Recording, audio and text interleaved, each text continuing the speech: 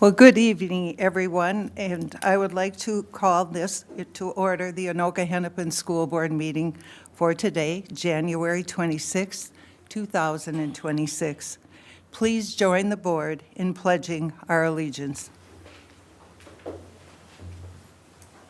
pledge allegiance to the flag of the United States of America and to the republic for which it stands, one nation, under God, indivisible, with liberty and justice for all. Our first order of business tonight is to approve the board agenda. Is there a motion to approve the board agenda as presented? We have a motion for approval from Director Duchesne. Is there a second? Second. With a second from Director Arco. Any discussion at this time? Hearing none, all in favor say aye. Aye. Any opposed say no. With 4 in favor and 0 opposed, the agenda is approved. Members, our next order of business is recognitions. This is our kindness poster winners for every grade level. And at this time, I'd like to welcome Tom Shaw, our Director of Student Services, and Britt Oline, our District School Social Worker, to the table. Good evening and welcome. Good evening. Thanks for having us. Superintendent McIntyre, Co-Chair Hoekman, Co-Chair Langfield, and members of the board.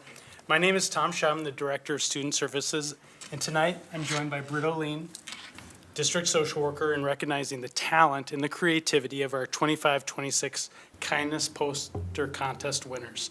Each year, the contest encourages students in kindergarten through 12th grade and a positive call to action to counteract the negative impact of bullying and to highlight Anoka-Hennepin's core values of respect, responsibility, appreciation of diversity, integrity, and compassion as the basis of kindness.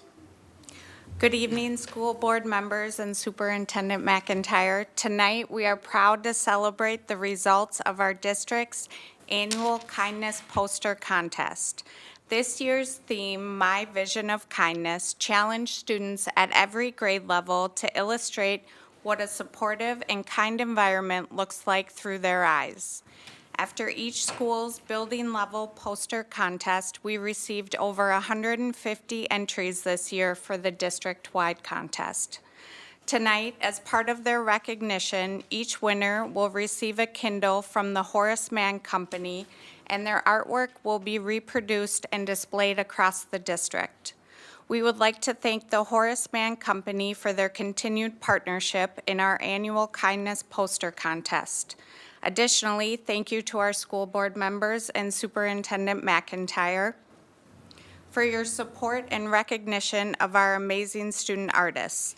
Thank you to the teachers and families who supported these students in bringing their vision to life.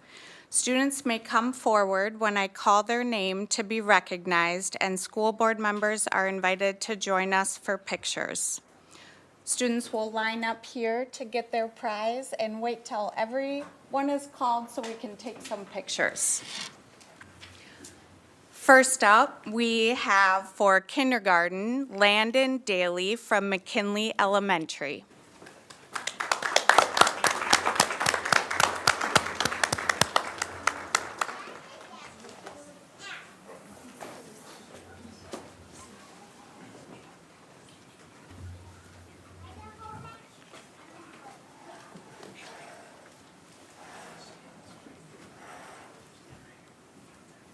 Next up, in first grade, Brinley Jarvis from McKinley Elementary School.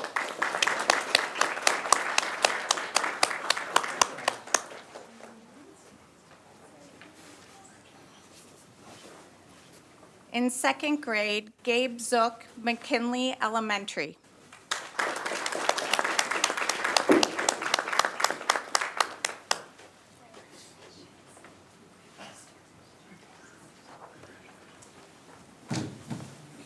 Third grade, Maggie Purvis, Oxbow Creek Elementary.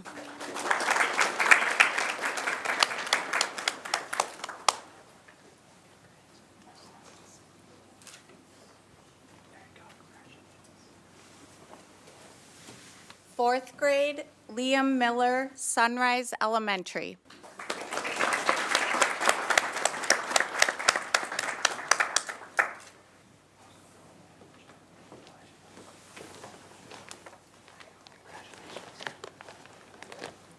Fifth grade, Jenny Chen, Jefferson Elementary.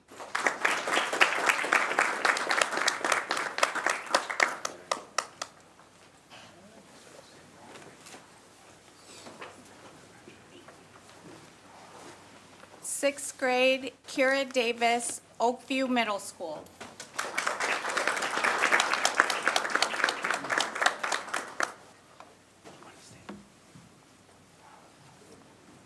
Seventh grade, Madeline Parrott, Anoka Middle School.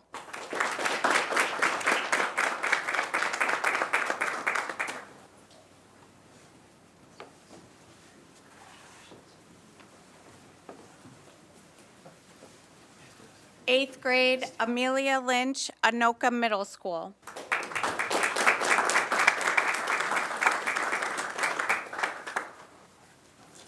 And finally, ninth grade, Fatima Muhammad, Blaine High School.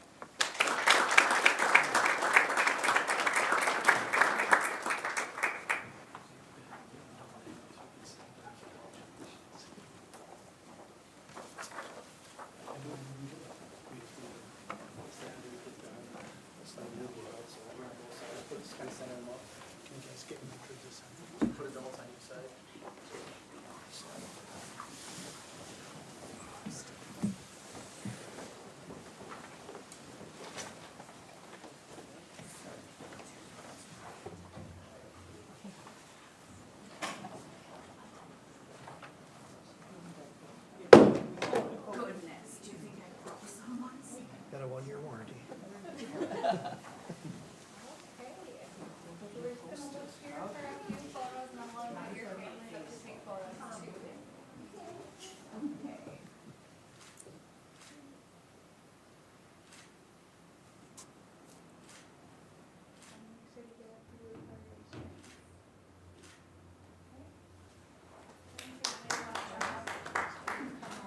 Parents, feel free to come forward. Get as close as you'd like here. No one's getting shot.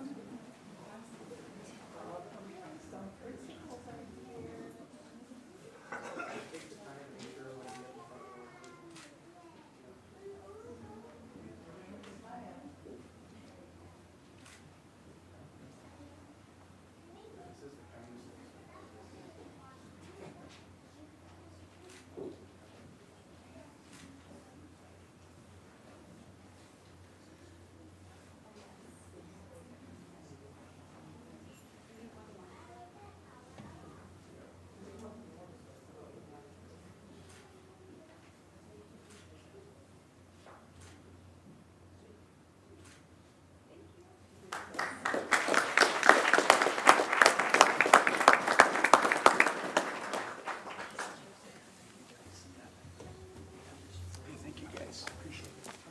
Very generous.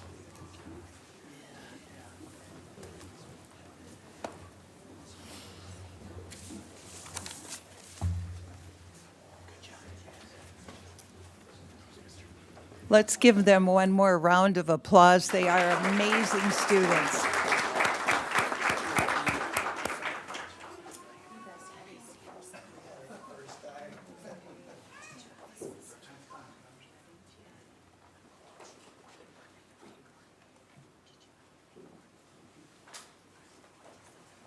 Thank you to our sponsors as well. Thank you for their support.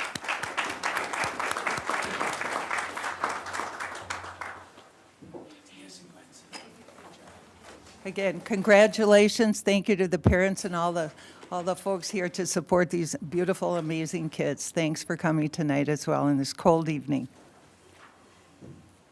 So, members, as we move forward, the next item on our agenda is our consent agenda, and as normal, members can remove items for separate consideration and discussion if that's their desire.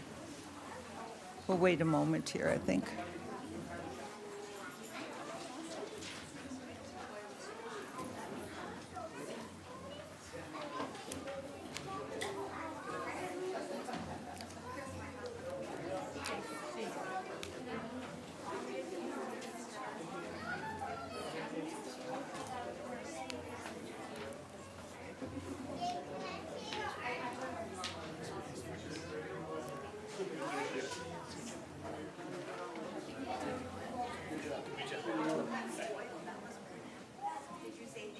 Yeah, no cards. Right here. Yeah. But we go to consent, right? Okay. All right.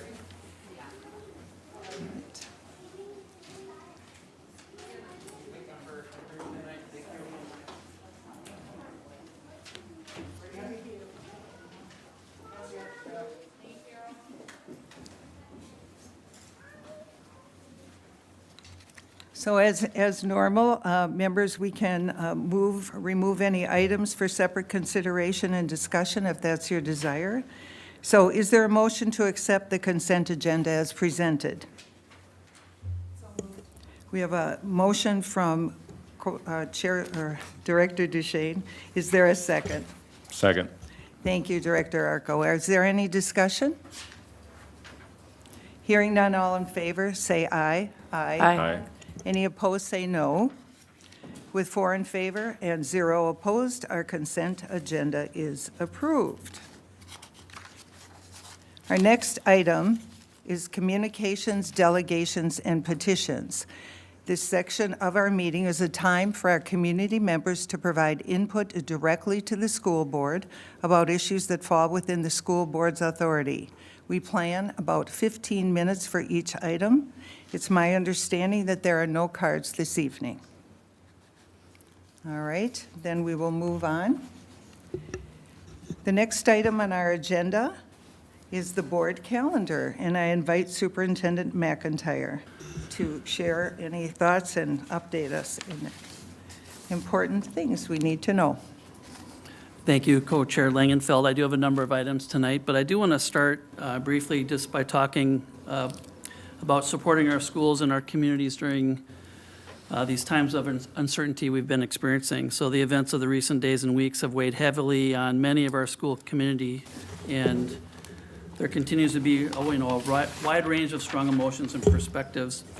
And as a school system with caring staff who work really hard to connect with their students, we know that this is an unsettling time for students and families as well.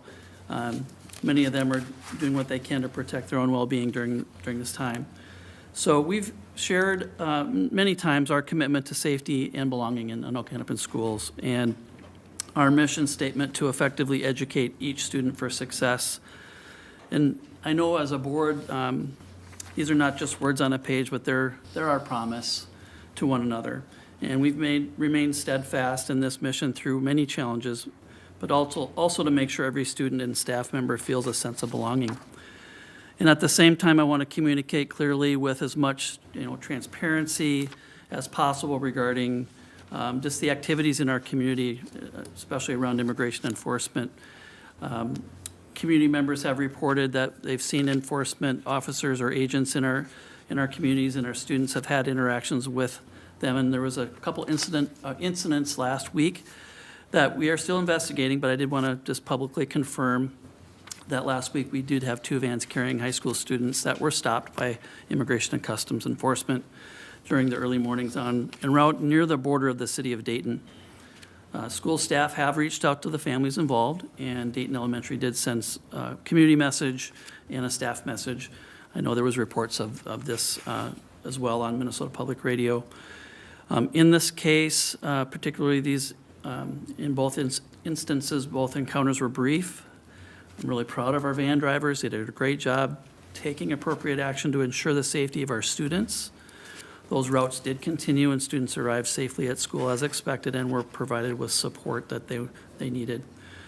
In addition, I just want to confirm too, as many districts around the metro have, that there were agent vehicles that were spotted in a school parking lot in Anoka that were asked to relocate by school staff, and they did so upon our request. I should note that the agents were not parked in this location to pursue enforcement activity at our schools. Okay, I want to make sure that was clear.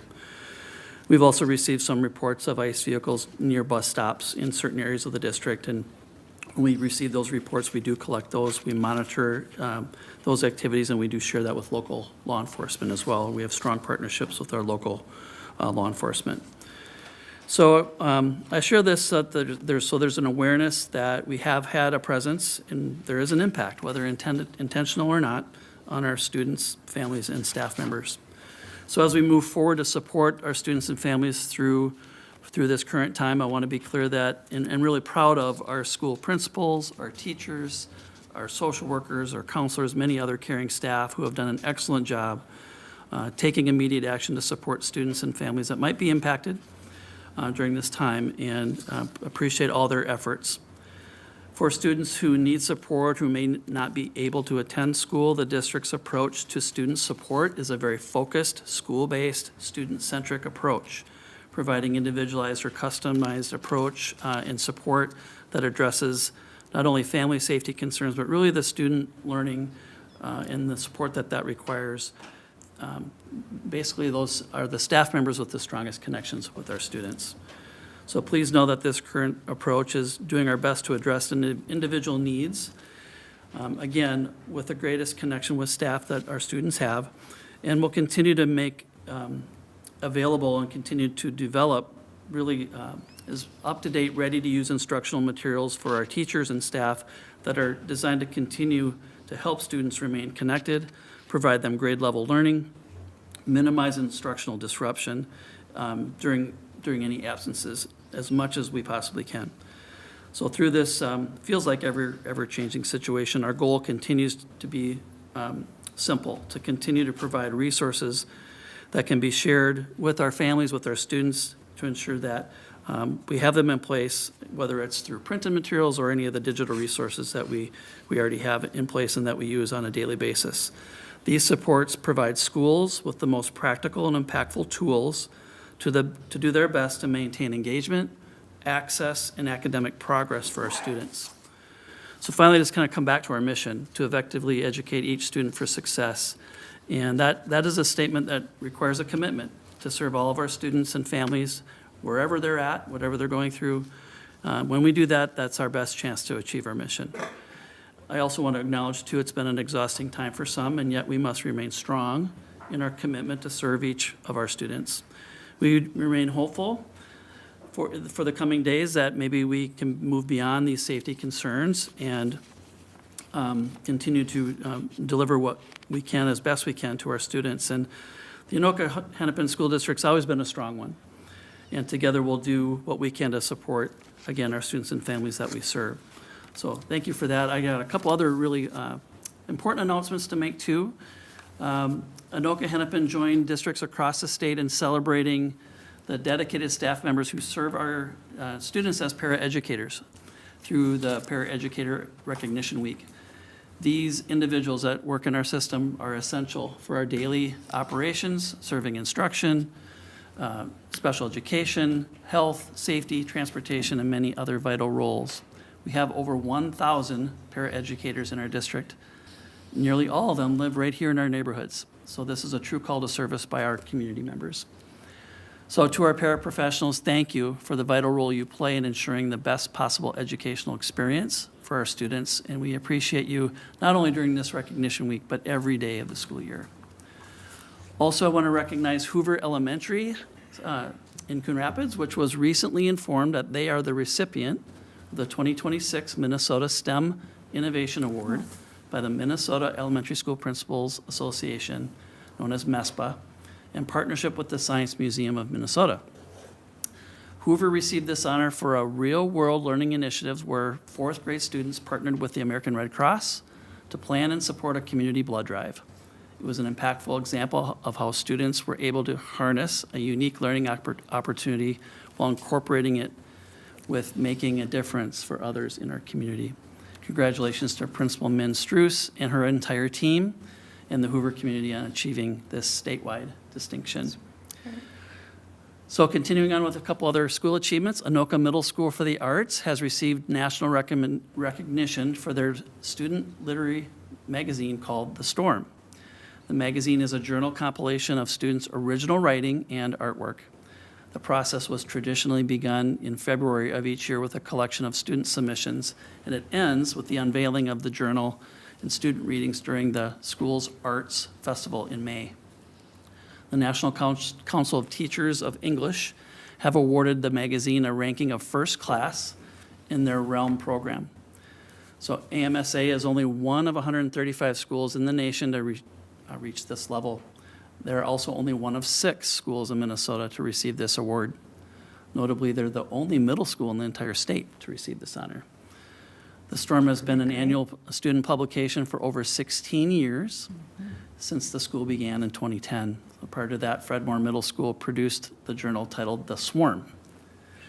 So congratulations to the student creators and the staff advisors for doing an excellent job every year, and particularly this year getting that special recognition. And then looking ahead to next month, the district's preparing for our annual Academic Growth Recognition Program. In February and in March, we will celebrate the academic growth in reading, math, and English language acquisition for over 3,000 students district-wide.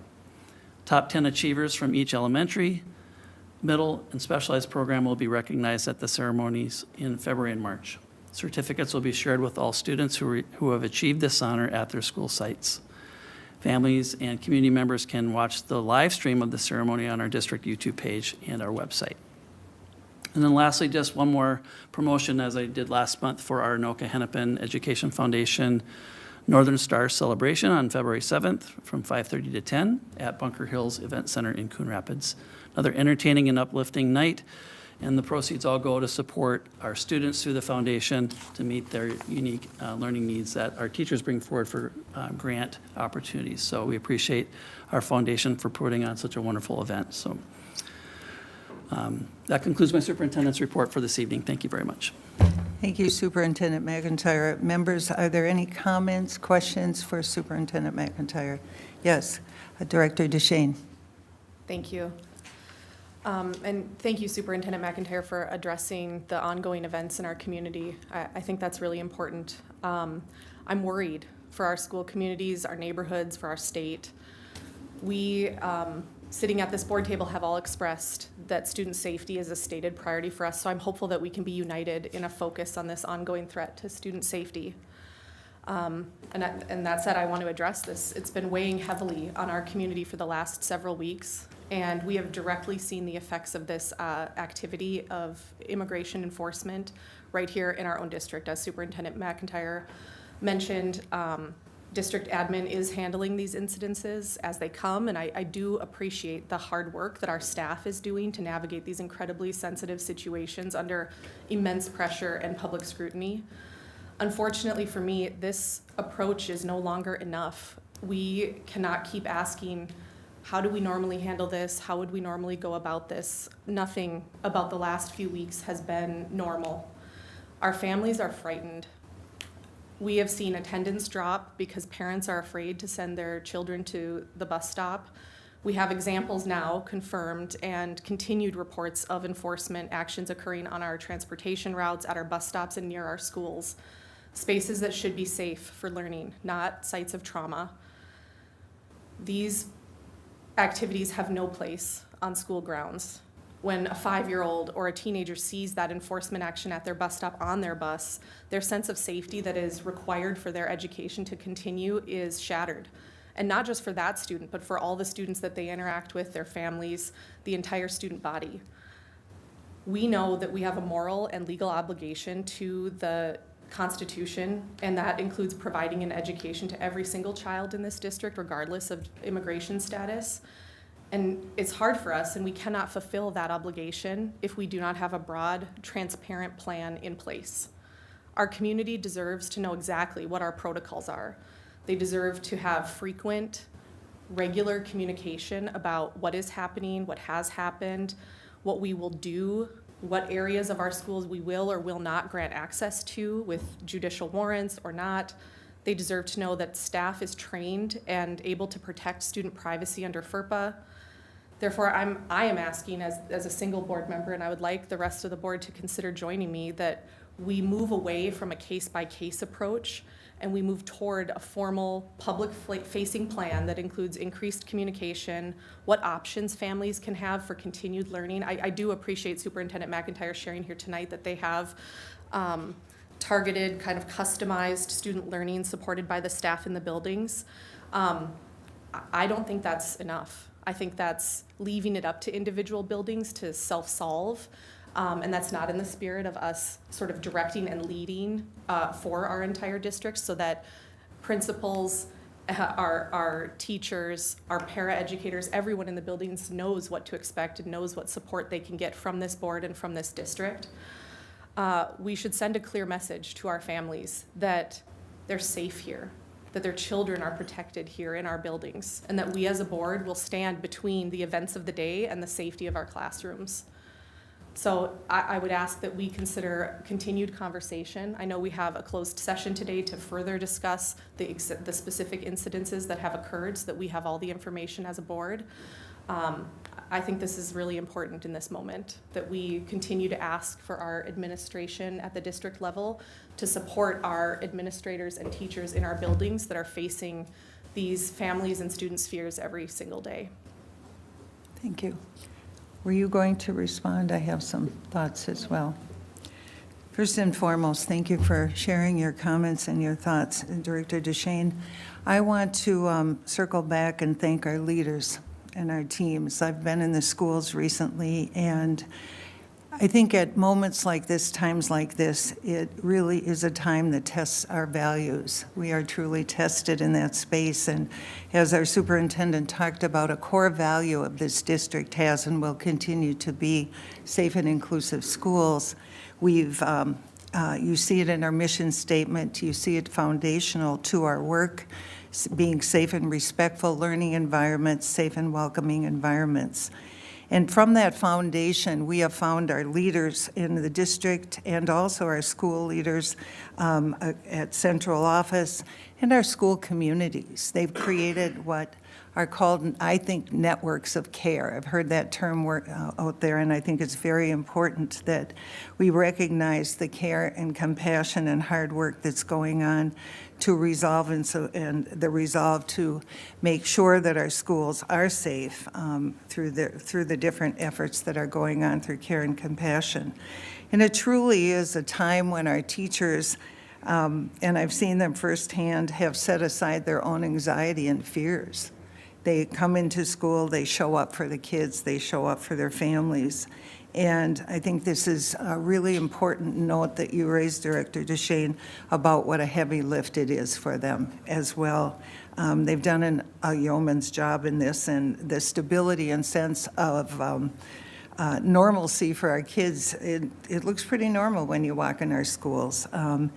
They're mitigating and trying to address the fear and trauma and uncertainty our kids are feeling, and at the same time offer that reassurance and be that source of hope for our community.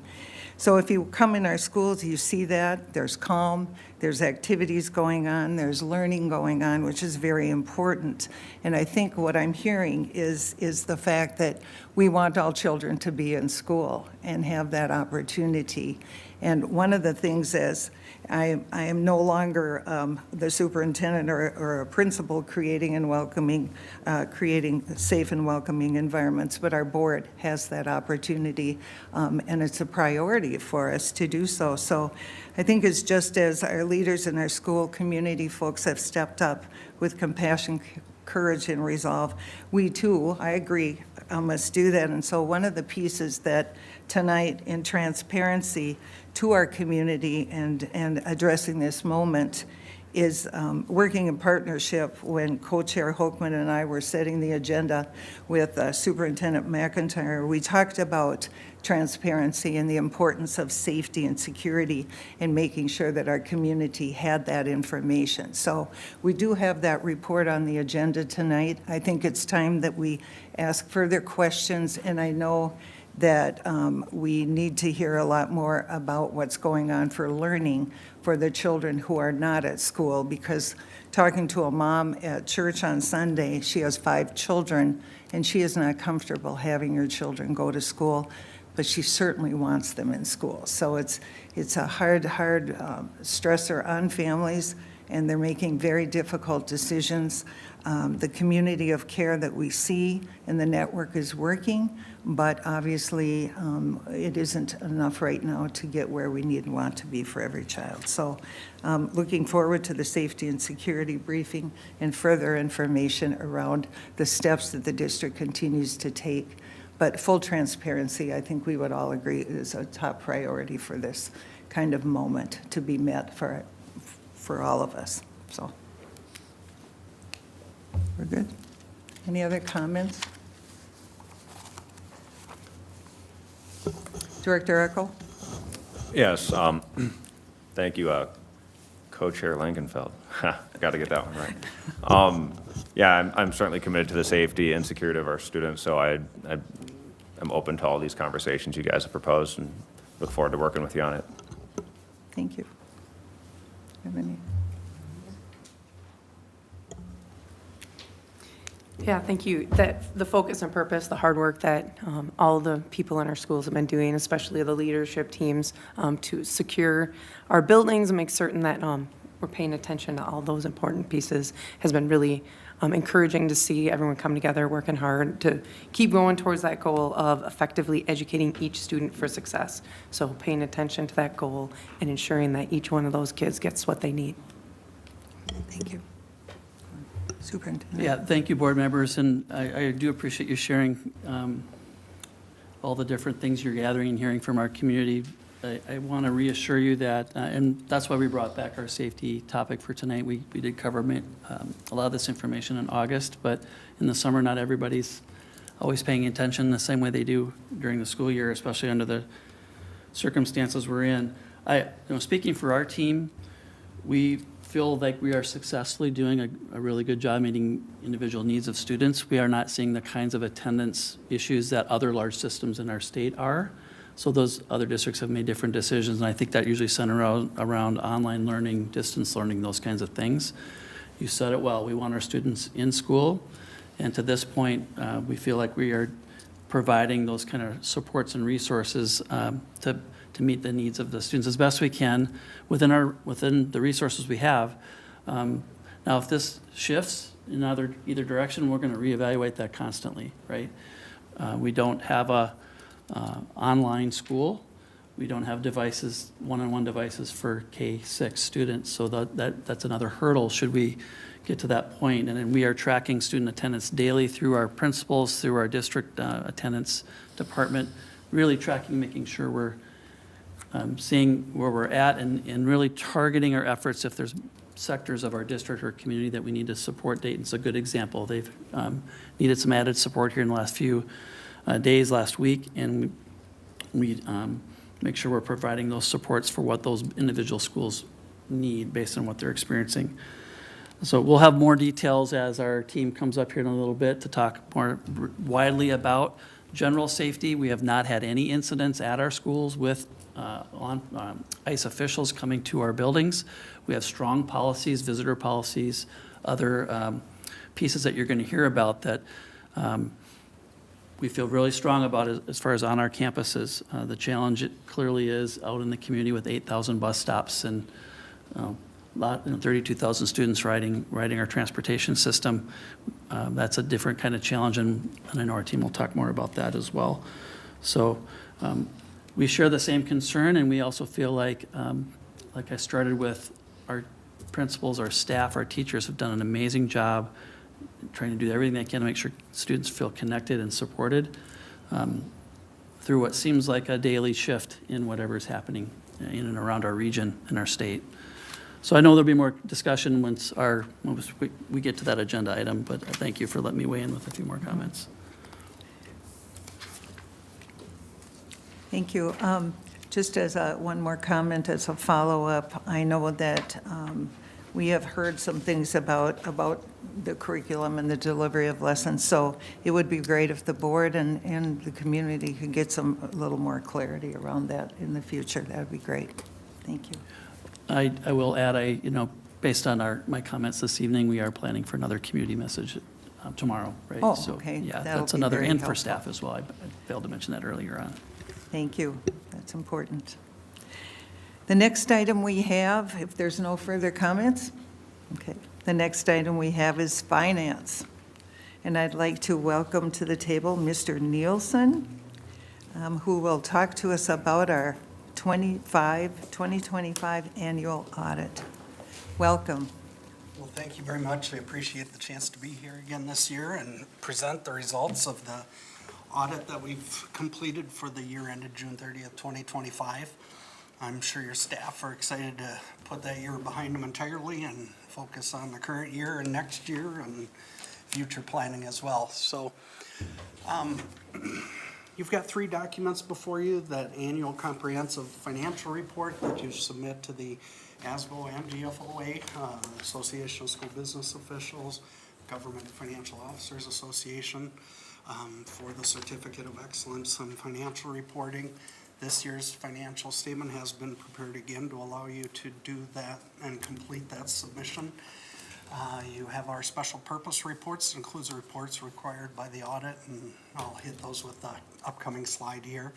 And then the management report. So the PowerPoint presentation I have before you is simply grabbing some of the information, the slides and data that we had in the management report to facilitate the discussion. So I don't want you to feel like I'm trying to rush through anything, but I realize, you're getting a lot of this information from your staff and your management throughout the year, and really our role is to provide that audit opinion that the information they've provided you is fairly stated and is accurate to the report and testing we completed. So with that, I'll move to our first slide that we have, the auditor's role as independent auditors for the school district, to provide that opinion on that ACFR, that annual comprehensive financial report, as well as to issue our reports required under internal control and compliance for the financial statement audit, and then the Office of the State Auditor's Legal Compliance Manual requirements.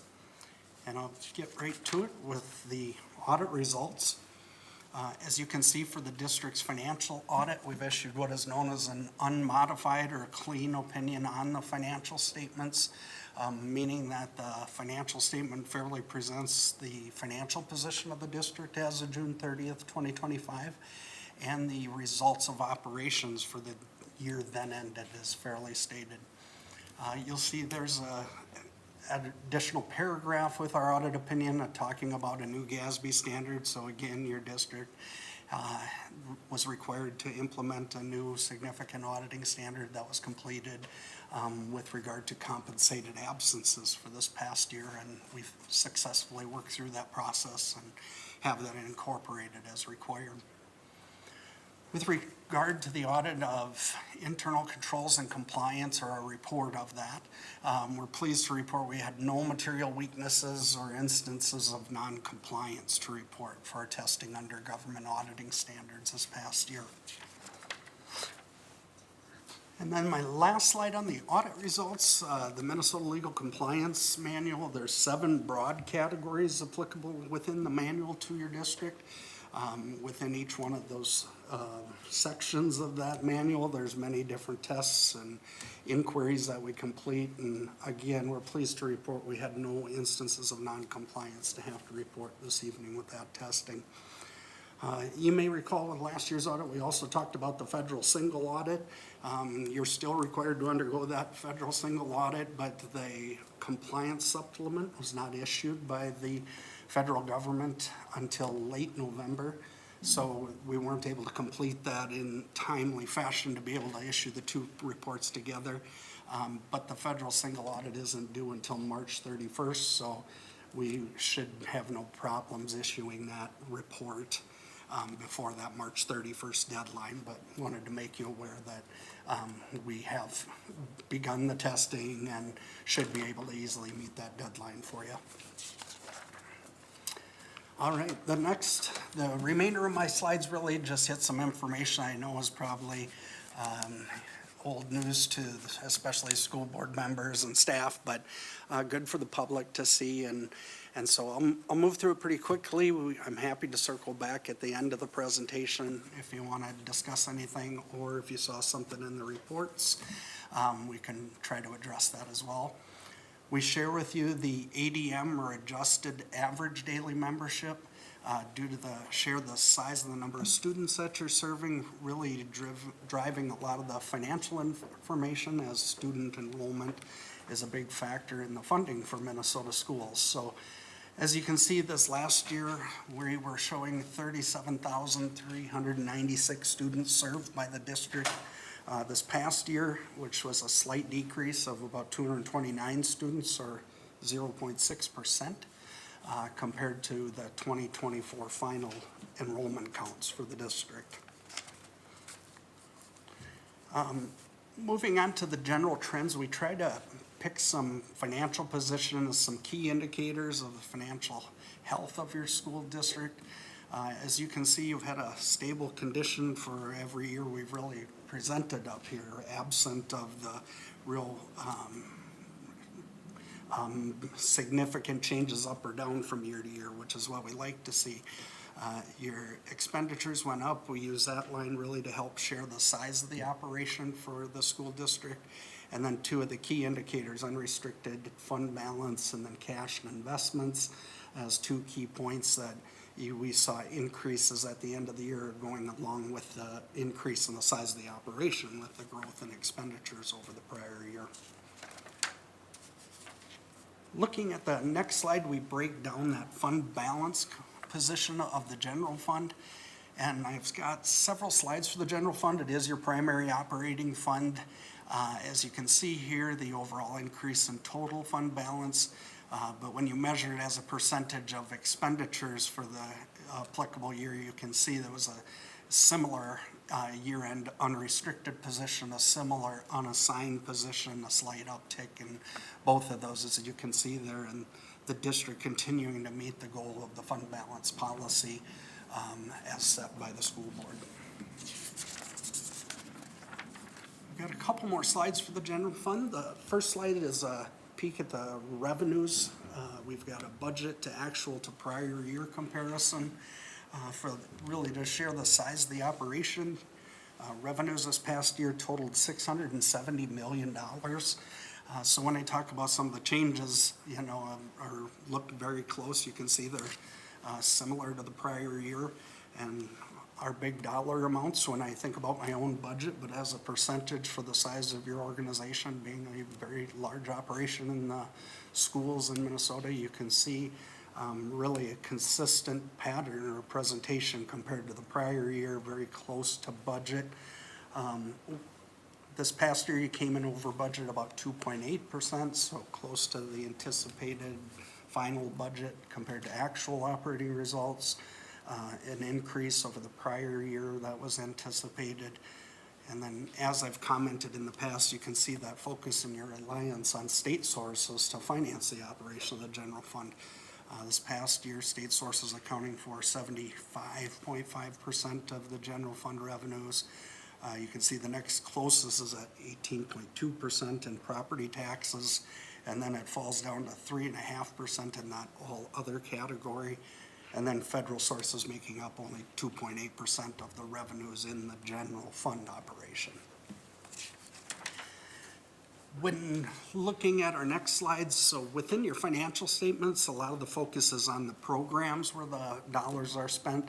On the management report, we try to provide you an additional layer of detail with the split by salaries, benefits, purchase services, supplies, materials, capital, and then all other. So you can see even it says all other many categories, but it makes up the smallest component of spending in the general fund.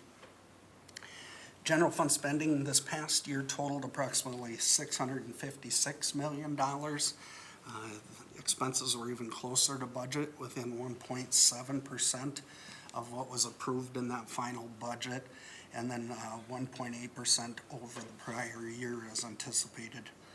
A couple of comments you probably noticed in the management report. We talk about the conservative budget practices, efficient or effective budget management, budget managers, and the controls really helping to account for that maintenance of spending within the approved amounts in that final budget.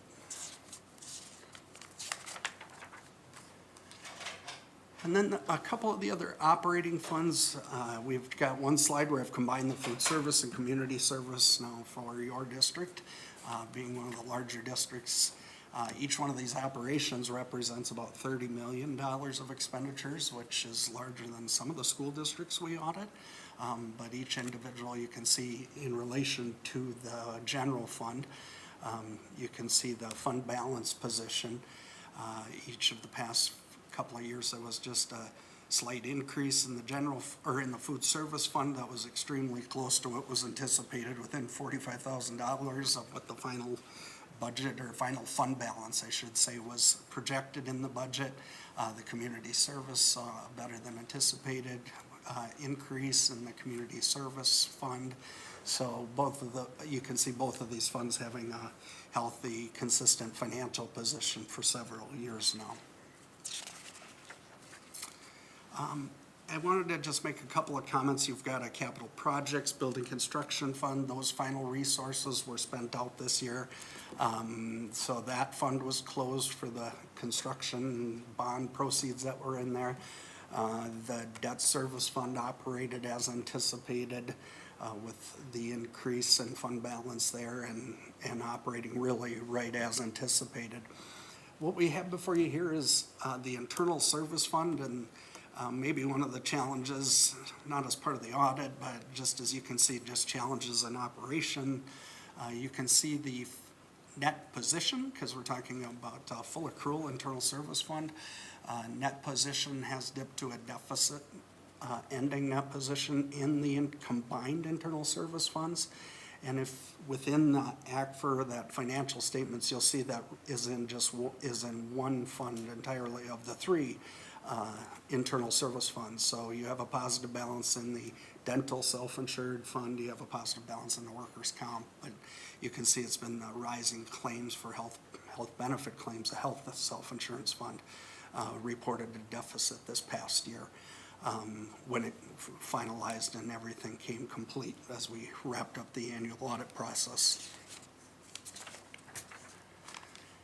And just to share, I know that your management was aware of it as it, monitoring it throughout the year and understands and is planning to work with the process to what is it going to take to make sure that doesn't continue. You can't carry that deficit for extended periods in a self-insurance fund.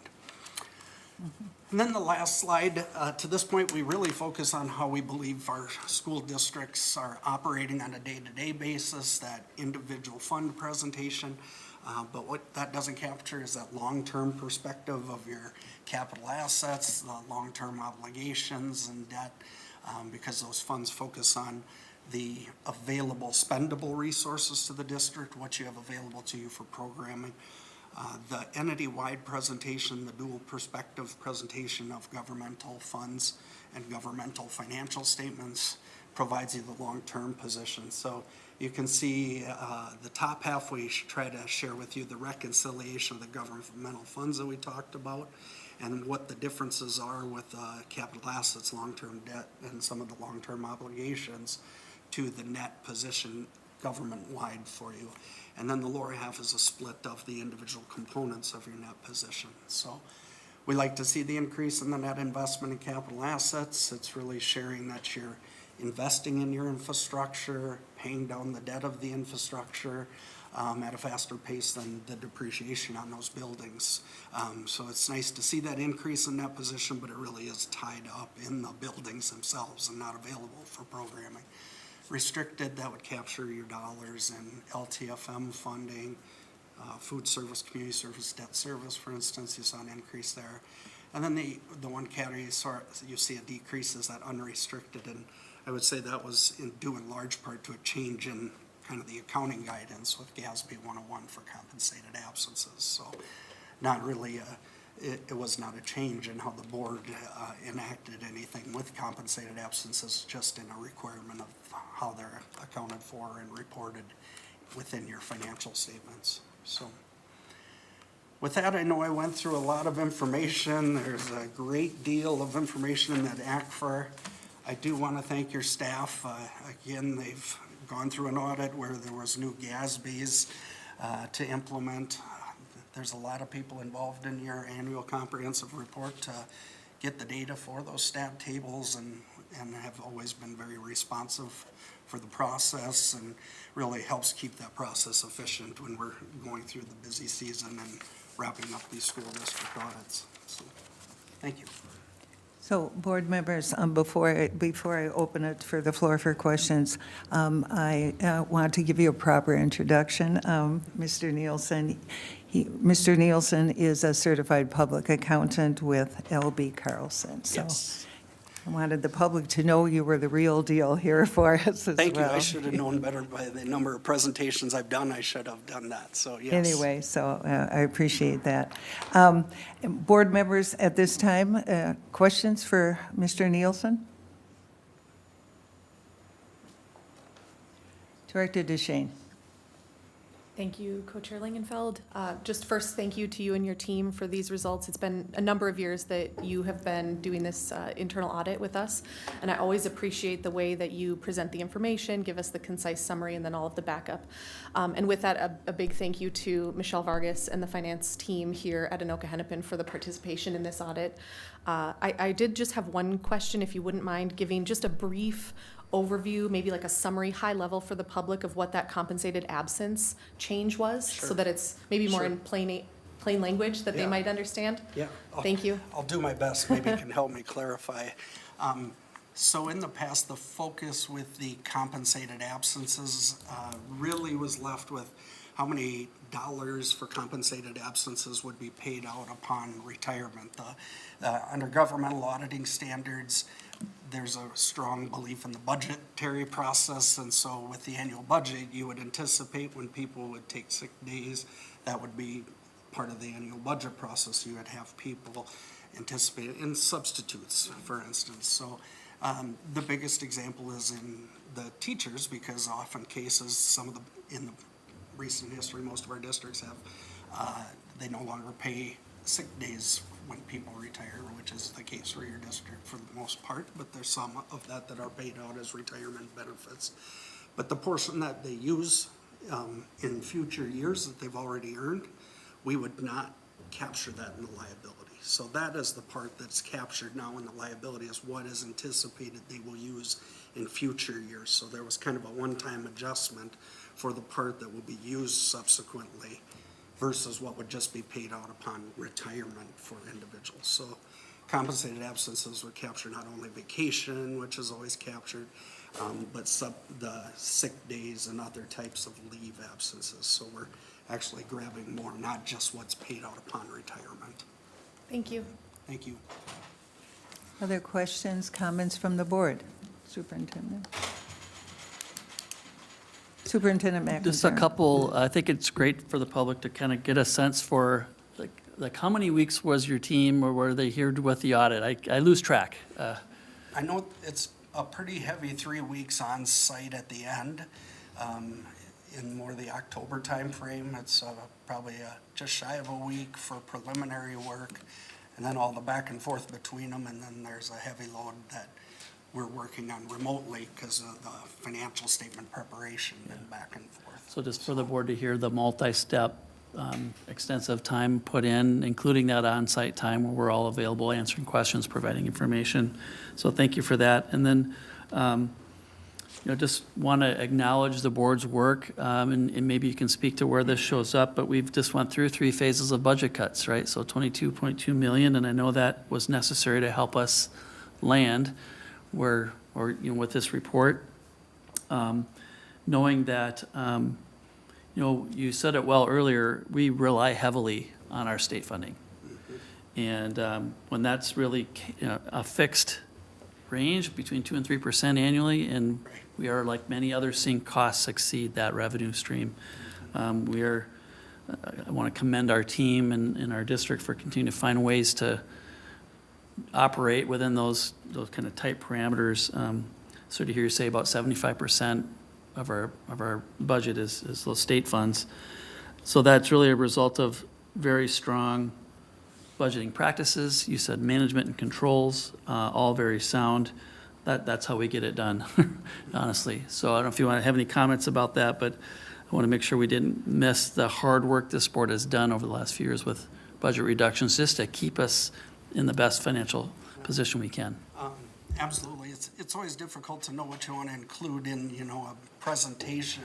And heavily leaning, as the board members know, and you know, inside of that management report, we've got a table of that basic formula allowance, and you can see almost every year there, it's 2%, and there's, you know, I think it's less than a handful of the years that it's, you know, a couple of years with 4% and one with a little over 2 at 2.75. So I'm really heavily leaning on including that slide now in my presentation. When our inflation was at 0%, which I would have still said was tough for school districts because that was across the board, and our school districts are so reliant on human resources. Sometimes that gets lost in the impact of inflation, saying it's 0%. But I appreciate the comment because it only probably presses me more. I probably should add a slide for that. That's why we ask, right? But, and just, I want to echo again, Director Jashane's comments and yours as well, just the appreciation for our team. This has only gotten more complex with added rules and regulations and laws. And we have a small but very mighty team that gets this done, and, you know, I stack them up against, you know, anyone in the state right now. So with that complexity, we have done a great job to, you know, give us clarity on what our position is. So thank you for mentioning that. Other comments, questions? I have one, just for clarity's purposes. The federal single audit, tell me a bit more about what that is and when that came to be. Well, I've been auditing schools since '96, and I know it's been in place for that, so I'm not sure exactly when those rules existed, but even prior to that, the threshold has increased over the years. For this past year, the threshold was $750,000 if you're over that. And now they're shifting it to $1 million. As you can see, I think we recognized federal dollars for you of 18 or almost $19 million this past year. So you're well above the threshold. And even at $18.8 million, it only amounts to 2.8% of your funding within the general fund. But with that federal single audit, we have to just isolate your federal dollars and expenditures and perform additional testing to the specific grants in accordance with the requirements of that federal single audit. Thank you, I appreciate the clarity. As we wrap up too, I also wish to express gratitude. Thank you for a very clear and concise report. And again, I know there's a lot behind all of this, and I know that our CFO is extraordinarily good with the numbers, helping us through, but it's always important to have outside looking in, making sure we're where we need to be. So I appreciate that. That gives us all confidence moving forward. Obviously, with all the different kinds of expectations and opportunities that we have to have through this audit. That's why it's so intense and takes weeks and lots of preparation. So I want to thank you. I want to thank Michelle Vargas and her team as well. Small and mighty. I think that's well said. There aren't a lot of them. So to have this information is very good going forward as we tackle the next steps in terms of school finance, and want to make sure we have spent every dollar the very best way we can for our kids. So thank you so much, and thank you for your presentation tonight. Thank you.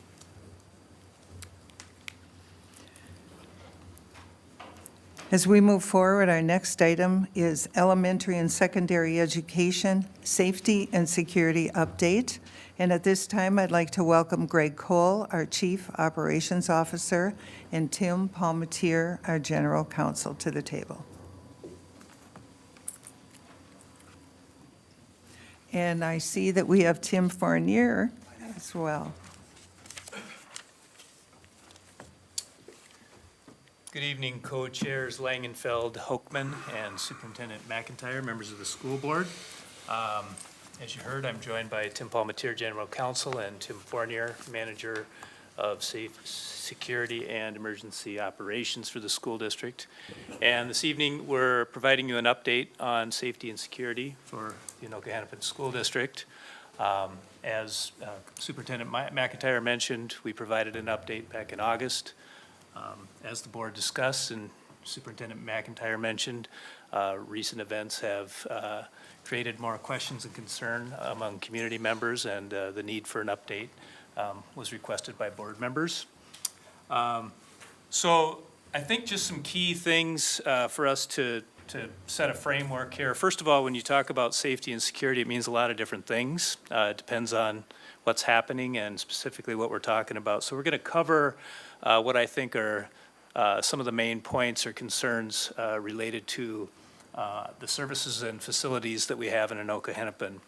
Specifically, infrastructure, operational safety, communication, and strategic growth for the future. Just so people have an awareness of some of the things we're planning moving forward. This school board, as long as I've been around, has been very supportive of safety and security measures in a number of ways, but they've certainly put their money behind it in some of the upgrades that we've had. I can speak to, since I've been in this role in 2019, we've done a pretty major security or safety upgrade every year. So that type of investment and commitment by our board, I just want our public to know that that's really important and appreciated. So just for a framework, we like to look at safety and security as layers of security and support. The other thing is I would characterize what we do as continuous improvement, continuous discussion, and we're constantly learning from others in the metro area, the state of Minnesota, and across the nation. We don't ever sit and think we've got it all figured out. We try to make sure that we're as up to date as possible at what's out there and what's relevant to our schools and our students and our staff. I think the core pillars of what we're going to discuss here today are physical safety, that has to do with our facility hardening and monitored entries, our operational safety, that has to do with drills and incident response, and then relational, for example, law enforcement partnerships and very important staff and student connections. So just with regard to infrastructure and access controls, it's vital that we maintain a secure perimeter through standardized technology. These are some of the upgrades that I've talked about. Single point of entry, it was just 5 or 6 years ago that wasn't necessarily the case in our facilities. If you remember, we used to have a lot of portables all around the district. We don't have any of those any longer. We have a single point of entry at every school site with a visitor management system which screens visitors against databases and local no-entry lists. So we make sure that we know who we're allowing into our buildings and why. A standardized electronic locking, this is a multi-year project that we have completed, which essentially centralizes locks for all exterior doors, allowing for instant monitoring and rapid district-wide site-specific locking. Another feature of this is making sure that our administrators know when exterior doors have been breached. Operational readiness and response protocols, so consistent terminology and rigorous drill schedules throughout the district. Real-world testing, this means that sites are encouraged to practice drills during high traffic times like lunch or passing periods.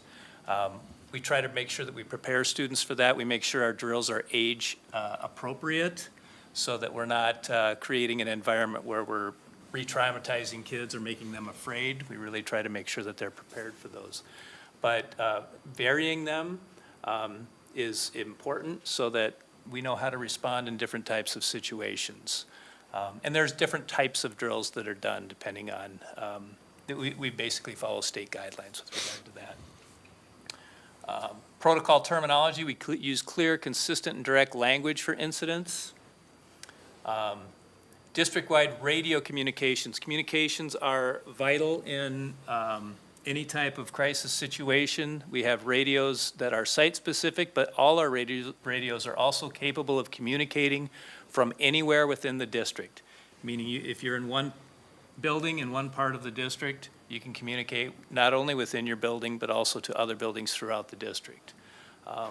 So Tim Fournier, in his position, He can basically be a command center in many situations. It doesn't matter where he is in the school district or which school or staff member he's talking to who has a radio. And then camera surveillance, we have more than 2,500 cameras throughout the school district, and that number will be growing. That is a constant challenge as technology changes, so we have plans 5 years out into the future to ensure that we continue to upgrade and maintain our cameras and their ability to record information. School culture, community trust, and communication. So, as I think you're aware, we have a 50-year relationship with our law enforcement partners and SROs in our schools. We have 12 SROs district-wide who support our facilities. We have trusted adults supporting students and families. I go back to a number of seminars that I've been to, and I think Tim has been to, with regard to Homeland Security, who will repeatedly point out the fact that school culture and climate and relationships are the #1 most important measure that you can take to keep your schools secure. We rely on our students to support each other, to share information. It's a really big deal, and those relationships are key to preventing things from happening and for getting information to us so that we can intervene in situations. We have various methods for alerts. Parent View for emergency updates. Those are the only district verified sources of truth. I will tell you that social media is always something that is faster than we are. Information gets out there.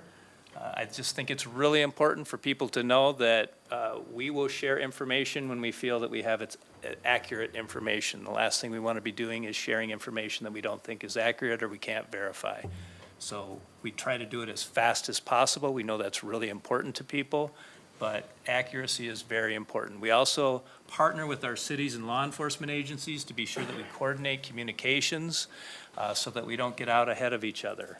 That can compromise investigations in some cases or compromise safety in other cases. So we always want to be sure that we coordinate very closely. Jim Skelly and his team have relationships with all of our cities and their communications departments and our law enforcement agencies in the same. So that coordination is key.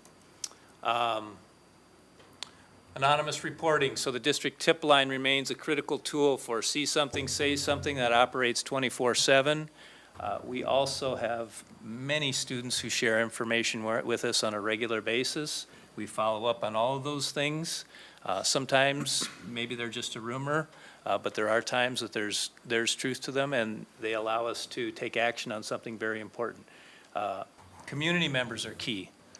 We get not only information from community members, our parents and guardians, but also feedback on their concerns. That feedback we always take seriously. We investigate it, we look into it, and oftentimes those are the types of things that lead to our continuous improvement. We make changes based on what we hear. Privacy and safety, a commitment to schools as safe learning environments, and we strictly adhere to legal protocols for access to students and student information during the school day. So that goes back to our visitor management system and the protocols that we have in place when people visit our sites to specifically see students. Strategic growth and technology exploration. So we do have targeted investments in visibility and communication. We are looking to expand surveillance, prioritizing the expansion of our camera networks. Mobile surveillance, that is another area that we're planning to expand our ability to support different types of things. I would characterize one big example are major athletic events that occur at high schools. We have large groups of people in our stadiums and in our parking lots, and so that's just something that some of the feedback loops that we have with committees like our District Health, Wellness, and Safety Committee and our Facilities Committees provide us feedback, and just direct communications with our principals and athletic directors and coaches about some of the things that they feel would help make our large events safer. Communication exploration, choosing a mass notification application to better reach traveling teachers and staff in non-traditional classroom spaces. We feel that we're very close to an application that we'll be able to implement in the next few months. I want to just wrap up here before we take comments and questions to the board, and I want to just highlight a few things.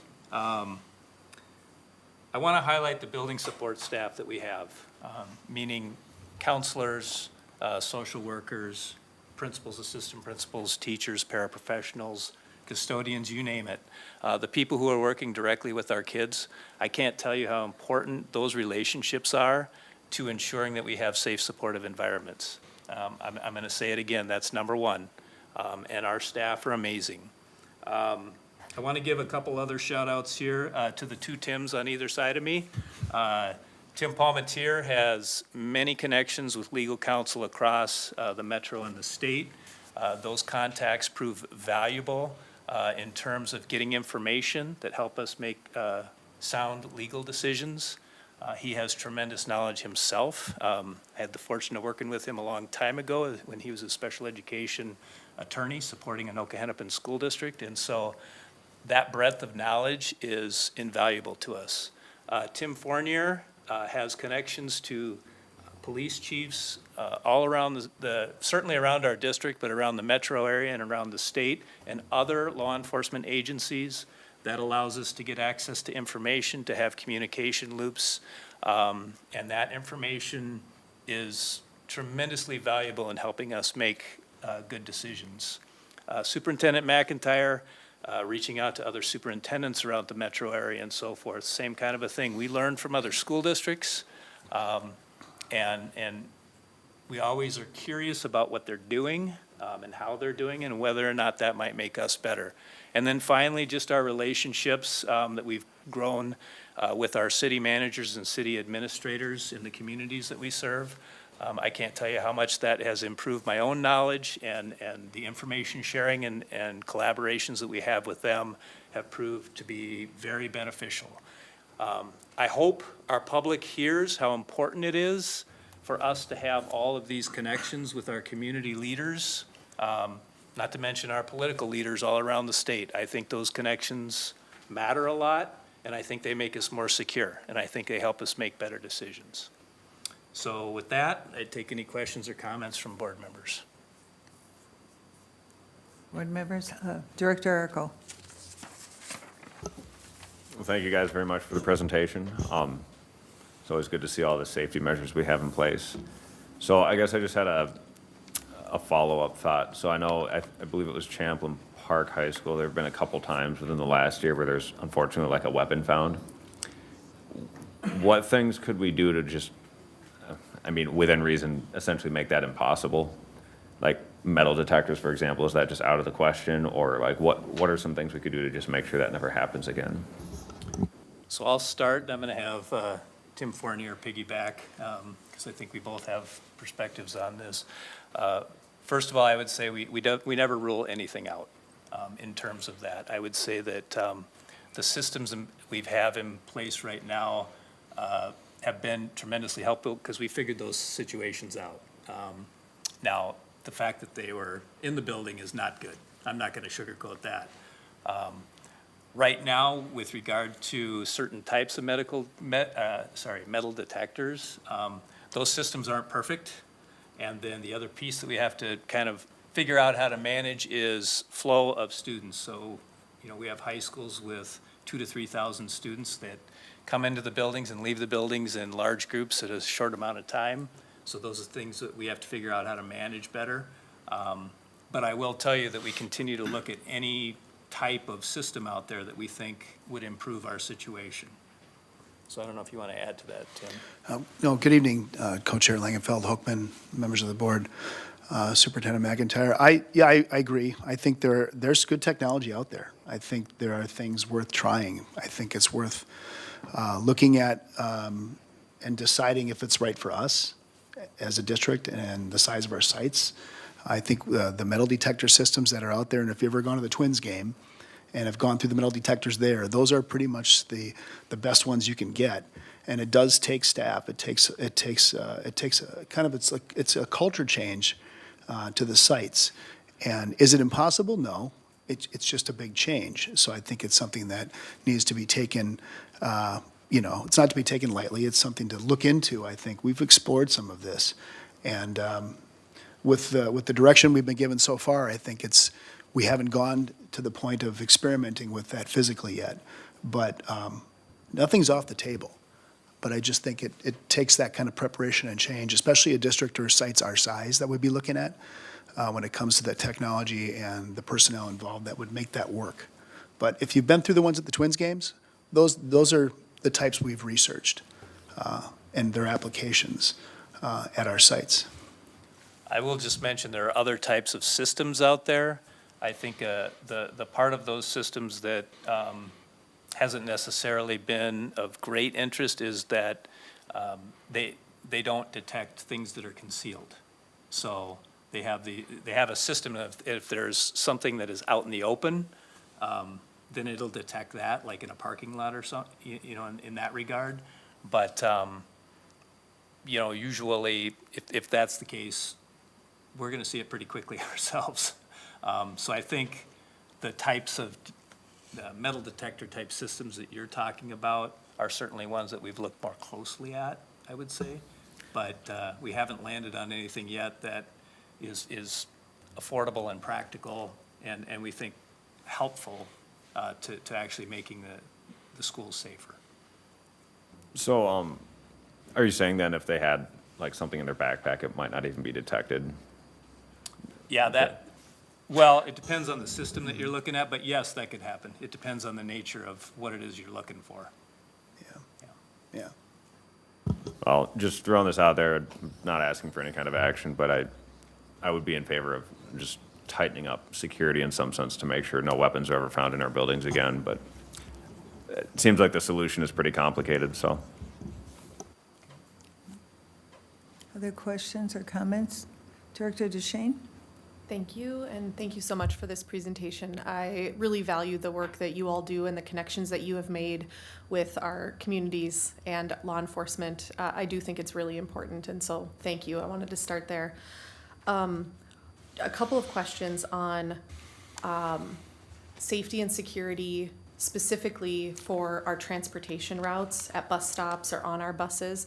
We heard and we've talked about the incidences that have occurred.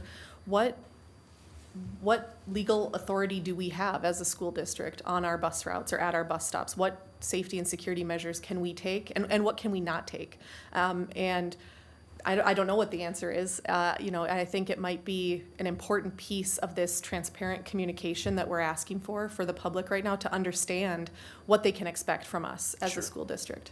So maybe I'll start and I'll let Tim Palmatier finish out. Just with regard to buses and vans and vehicles, we have always provided our drivers with training. I will tell you that more recently, we have given them very specific talking points and direction with regard to interacting with anybody that might pull them over.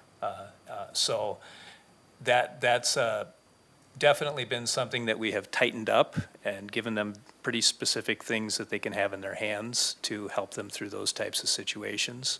So we feel good about that in that direction. I'll turn it over to Mr. Palmatier with regard to bus stops, right, outside of our vehicles.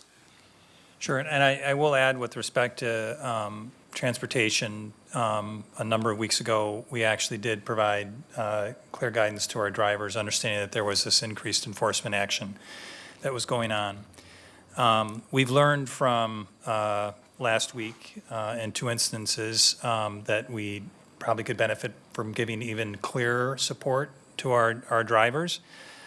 So I've worked with Greg and BJ, and Tim has also had an eye on this about giving more scripted kind of direction really to bus drivers, because when you are pulled over and it's dark outside and you're approached by ICE officers, it's a daunting thing, right? So we're trying to give words and additional support. I will share with you that bus stops are a challenge for us because while we have, in a loose sense, jurisdiction over bus stops as it relates to student behavior at a bus stop, we have very limited authority as it relates to really kind of managing those spots in the community. I know that has actually ended up maybe being a little bit more organic, at least at some of our bus stops, more parents out, more community members out that are providing support in those situations. But I will say that the ability, and this is kind of where the line is really clear between our buildings, where we've given really clear direction on what's required. For example, and you mentioned it earlier, we are requiring a judicial warrant before any ICE enforcement effort is engaged in the schools. We can't do that in the community because that's out in the public, that's open to the public. And by statute and by authority, the ability of immigration to intercede, to approach someone to ask questions is much different than if you're going into a business, certainly much different if you're going into a home. So I know that that's an unsatisfying answer, but I can't say that we're able to do much more than maybe, would it be fair to approach an individual and ask them for their identification? Perhaps, but in that instance, it's certainly different than if they're actually on school property. And if I could just piggyback on that, a challenge is that we have more than 8,000 bus stops in the school district. And they change from year to year, depending on where students are. So you might move them down the block a little bit the next year because maybe somebody graduated from from high school at a particular home, and then the population shifts around. So we are moving those around. So it's just the sheer number of them, and then they're not always in the same spot. So it's just a challenge. Yeah, thank you. And I do think that the honesty of that answer is what's needed and what's important, even if it is unsatisfying. That's the sort of transparency and information that I think our community wants to know.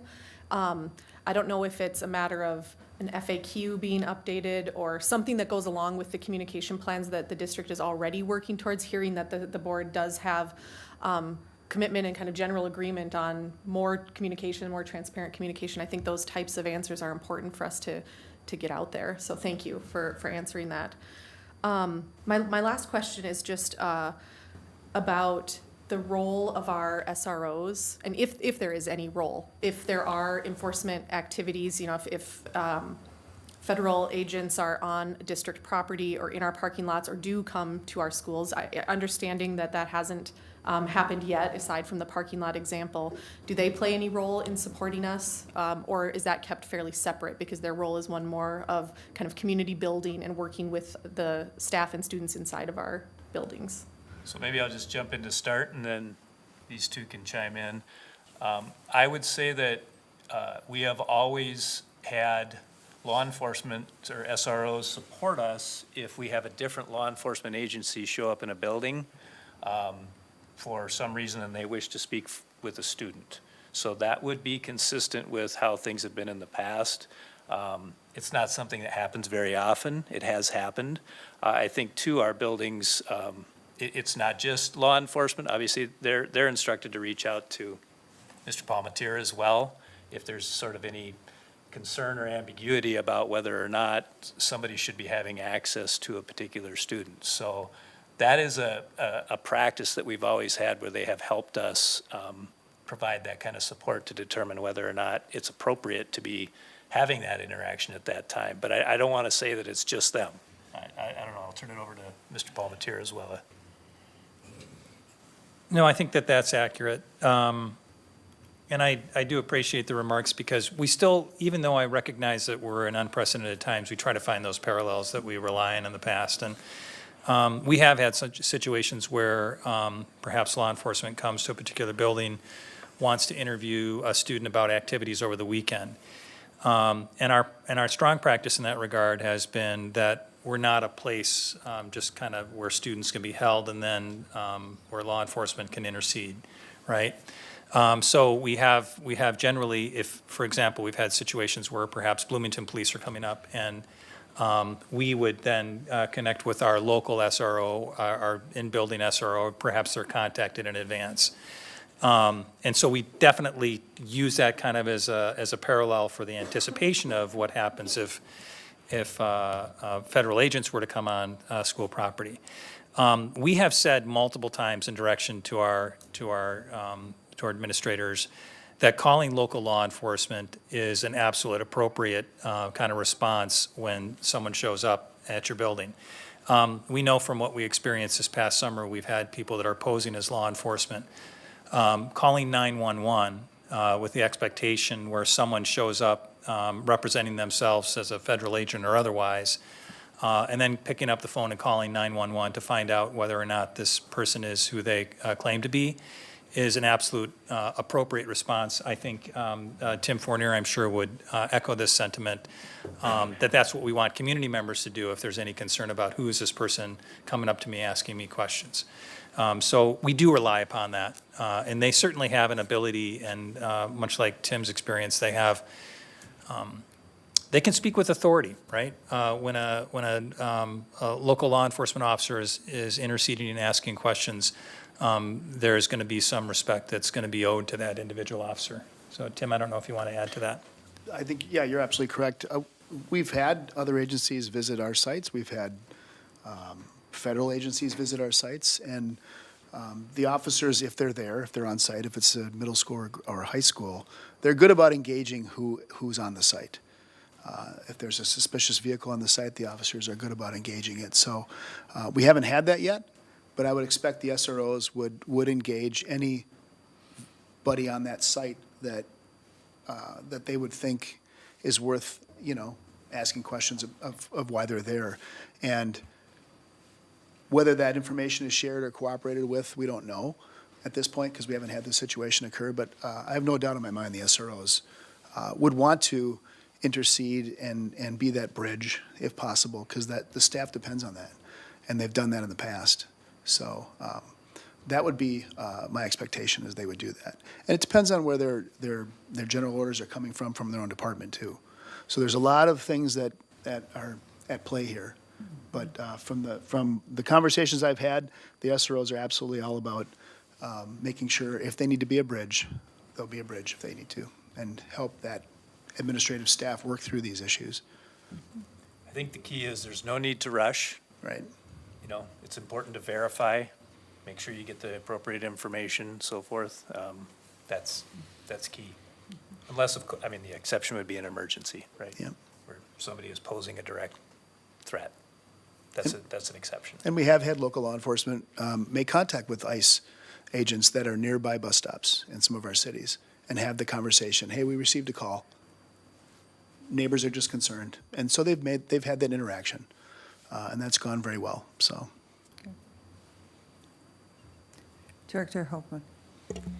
Thank you, and thank you for the update. All the work that's gone into making our buildings safe, adding the security at the doors, so essential, and the attention that you all are working to look at all the details, all the places that we can to make certain that our schools are safe, because these situations from, looking at local situations that are coming about to past situations, the tragedy from September in Minneapolis, to the abduction that happened in the neighboring district from a bus. These are really serious situations that we have to work hard to make certain that our students are safe and that our parents feel comfortable sending their kids to school each day so that they can get that great education. So thank you for your attention, and I am in support of all options, from surveillance to communication to whatever we can do to make certain that our kids are safe every day. Thank you. Thanks. Other comments? I have a question. We talked about visitor management systems and increased enforcement action. I just, having conversations with people, I think one of the assurances that people are looking for, and it goes back to the transparency, and the question that's asked often to me recently especially is the district, do I feel the district is doing everything we can do within our legal authority at this time to ensure the safety and well-being of our students and staff at school?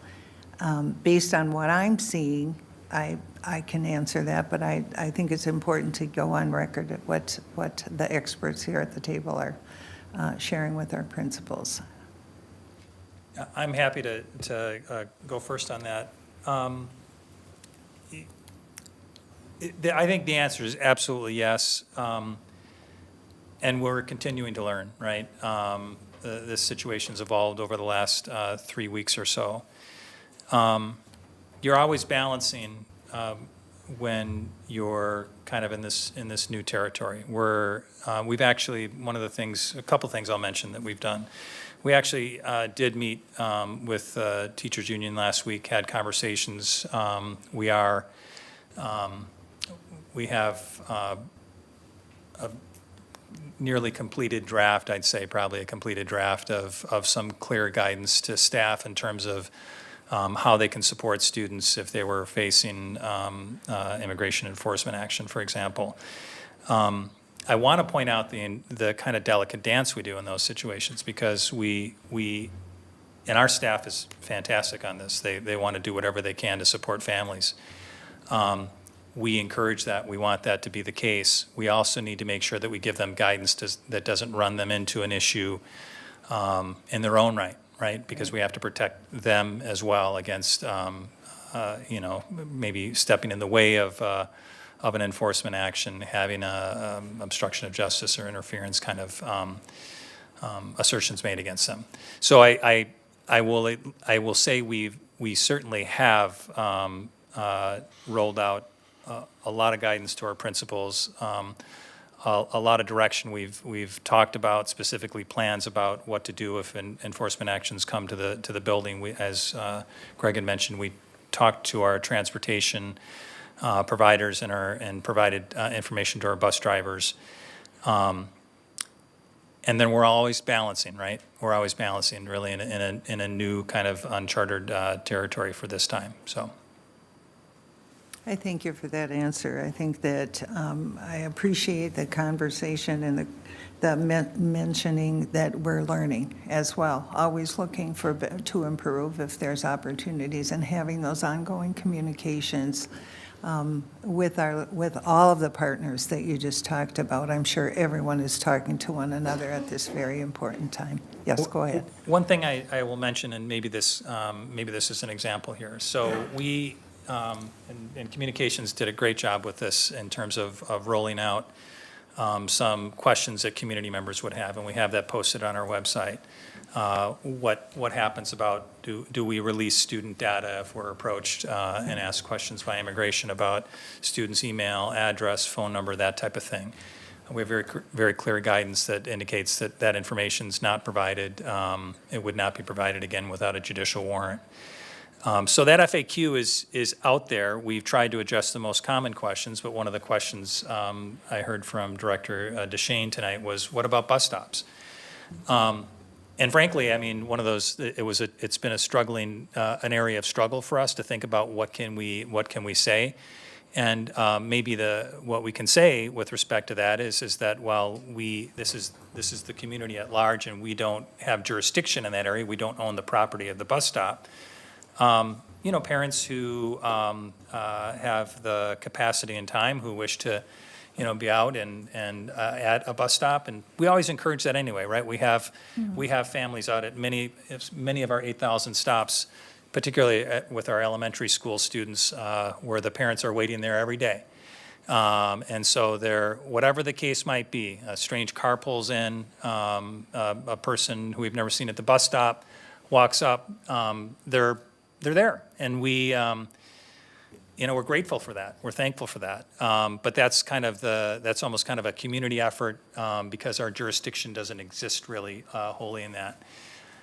So I thank you for that, because I think that's something we could add to our FAQ as well, and we will continue to do that. I mean, we built this with the idea that we would add on to these questions.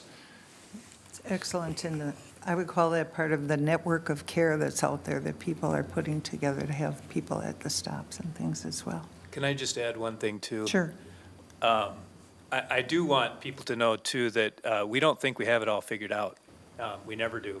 And I think that's really important, that you know, you don't rest on your laurels or think that everything is just okay.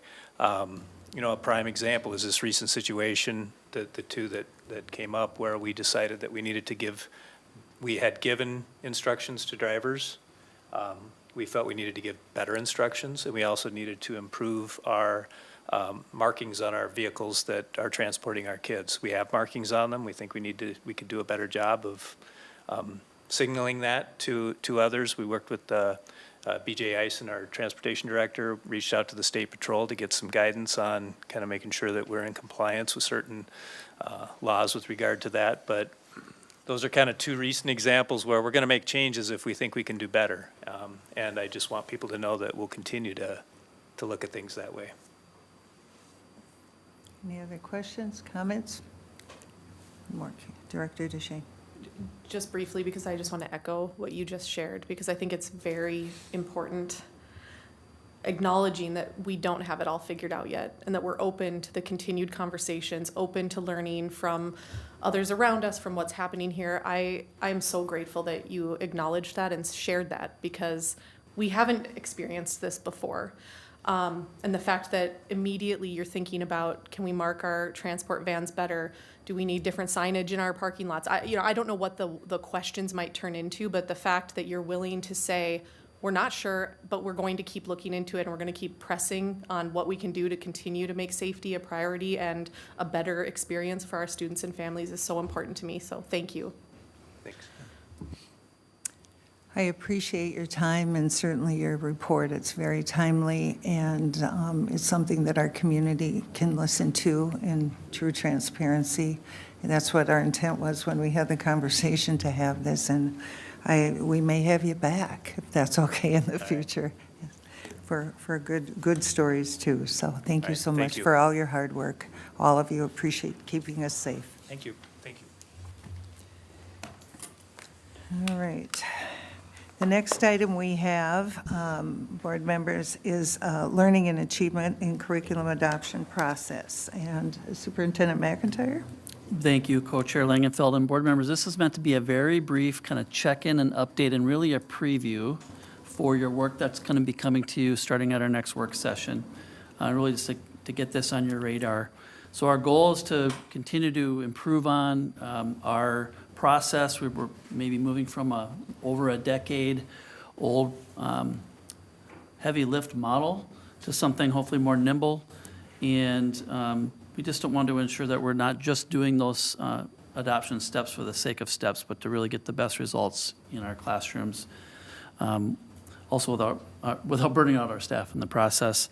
So in your packet is just more of a heads up. We're not going to go through those details tonight, but it's a preview of the upcoming work that the discussions we want to have with you around honoring the current approach with the two-step process to, does the board have interest working with the administration on continuing to even improve upon that? So we're really, again, kind of some like three big takeaways as I want you to prepare for the coming work session.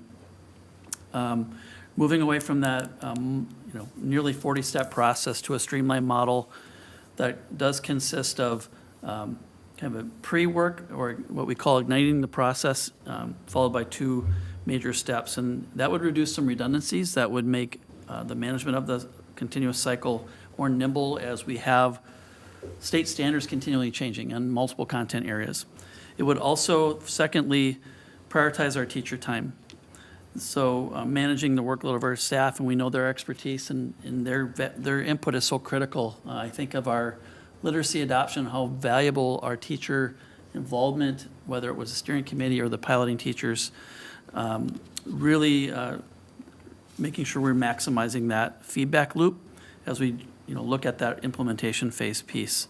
And then lastly, just the operational transparency as far as the selection and adoption and how that unfolds with logistics, things like budgeting, vendor negotiations. Are the materials aligned to best practice in research? How do we do those analyses so that the board has confidence and trust in that process? And that's just going to need some digging into it together with you. And as the co-chairs and I were kind of planning this meeting, we thought it was just worth mentioning this ahead of the work session and upcoming meetings, because we're going to have a lot of the curricular areas coming to you now in the coming months through the spring. So we thought we'd just kind of tee it up a little bit tonight. And in the meantime, between now and February 9th, please feel free to reach out with any questions, any additional information you want ahead of time that we can provide to help you formulate, what you want to discuss ahead of time, so that Sarah Hunter and our team can be as prepared as possible for you and be on point and focused with that. So that's it. I'm not asking for any more deep discussion tonight. It's more of a preview for our work session February 9th. So thank you. Okay. Thank you, Superintendent McIntyre. Our next agenda item is elementary and secondary literacy update, and I want to welcome our Executive Director of Learning and Achievement, Sarah Hunter. Welcome. She's in a little bit of pain here today with an injury, but we're going to Bearing be patient. through it. Yes. Thank you for being here. Of course. Good evening, co-chairs Langenfeld and Hochman, members of the board, Superintendent McIntyre. I also have a relatively brief update this evening. We are looking forward to being able to share a much lengthier update that will include mid-year student data in March. But I wanted to provide a relatively quick update about what we've been doing since the last time we spoke about literacy, which was back in September.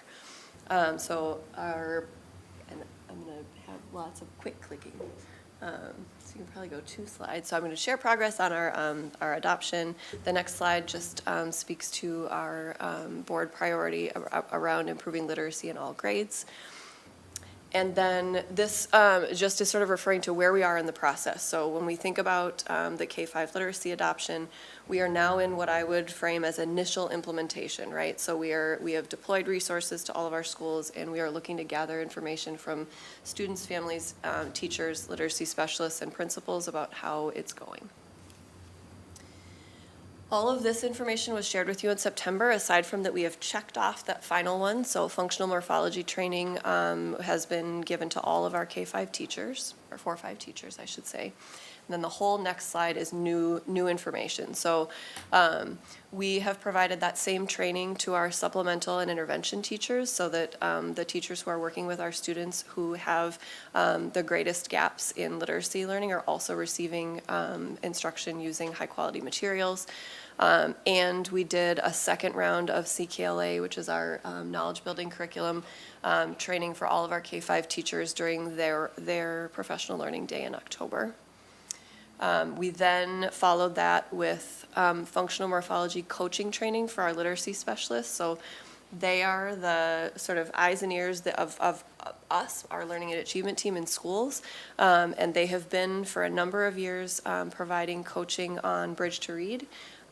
They now have received training on how to coach functional morphology as well, so supporting our teachers and using that resource well.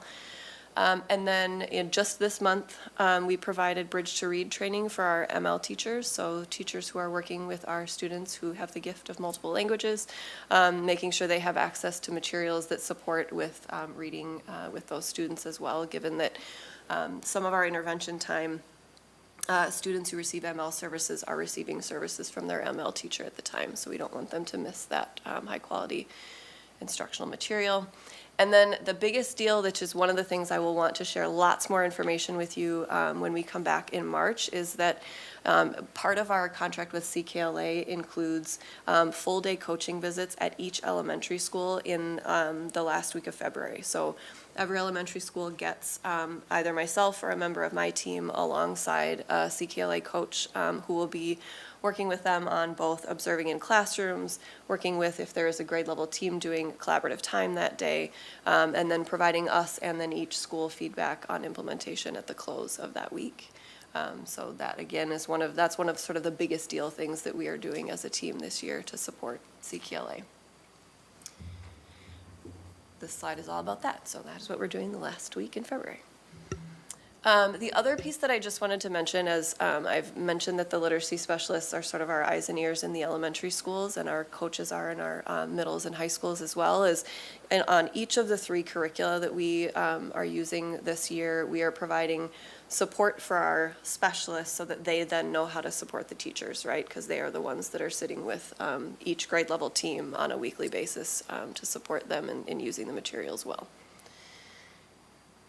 All right, so a couple updates that are more related to the big picture or the Minnesota Department of Ed. So I had shared in my September update that we were anxiously awaiting MDE's release of their approved intervention resources.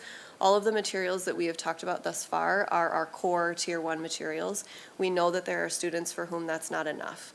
And so one of the things that we are doing now, MDE released their intervention materials in December, and we have a cross-departmental team, including special education, members of my team, ML, our supplemental folks, et cetera, that are working on the process toward piloting and then adoption of intervention materials so that that second scoop for students who need it is as high quality as the resources we have in core. And again, my hope would be to share, sort of bundled with the student data that we're sharing in March, an update on that process. The data I'll be sharing with you, so we are currently almost at the end of our universal screening window for winter. And then I'd mentioned earlier this year in grades 4 through 8, all of our students will be taking the CAPD assessment, which gives us that much more granular data that we can use to inform intervention. That data will also help us to make the best choices we can for what we purchase for intervention materials, right? So once we have that data for our students, we'll know what we most need. And again, I plan to share that with you in March. The other layer that is just sort of looking to next year is that we are finishing up phase 1 of the READ Act professional development. So that's predominantly our elementary folks, in addition to some special education teachers and ML teachers. But starting next year, we will be transitioning up to secondary. So the teachers who are the bulk of that training will be our secondary ELA teachers, so middle school and high school ELA teachers. And we have a plan for how we will support those folks that I want to frame for all of you when we come back. They have just released there are like 4 options to take as a district in terms of the professional development that those teachers engage in. So that's part of what we'll present to you in March. Thank you. Questions or comments for Ms. Hunter?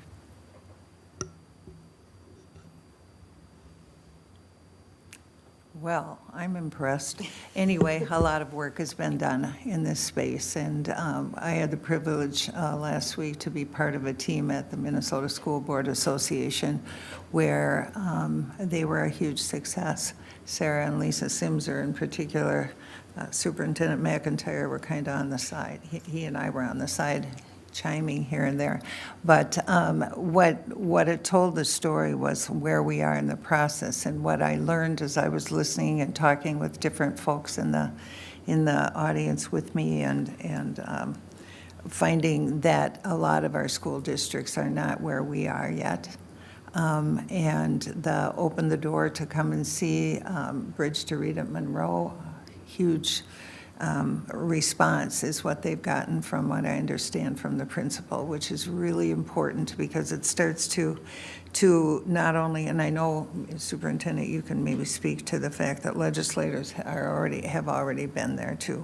But I think this work is so vitally important. And I have seen just the small benefits as we start to make these transformational changes. It looks ambitious. It is ambitious. And it's a labor that our teachers really need the support and want the support and are doing great with it. So it's a great team effort. But again, I appreciate you sharing with us where we are in the process. Really looking forward. I have a special interest in CAPD and the data that you get from our students to see what our students that maybe had slipped through the cracks in the past are going to be telling us as well. So any other comments, questions? Yes, Superintendent McIntyre. I got to take the opportunity to just mention the word is out about our implementation and results. We had the chairs of the Education, Finance, and Policy Committees January 15th, come to Monroe to see it in action. So they could see how this is taught and how we are implementing, because they're hearing about it. And I think that really helps us as we get into the legislative session, being a model example of how to roll this out, and an opportunity to continue to ask for continued support to make it work the way it's supposed to work, right? So we continue to get those opportunities. Thank you for that. Thank you, Ms. Hunter. Appreciate all the work you guys are doing. And next, I see Dr. Cherry back there, our Chief Human Resource Officer. I invite you to the table to talk about the Teacher Master Agreement.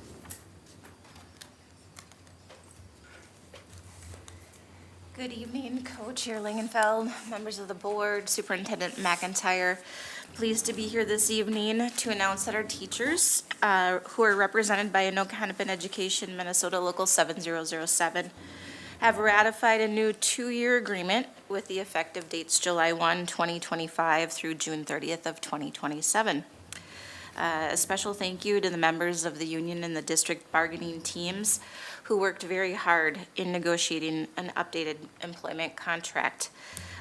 This contract has updated terms and conditions, which include step and longevity movement for each year of the contract, as well as variable increases to the K-12 salary schedule in an effort so that each teacher would receive at least a $2,500 increase with step movement each year of the contract.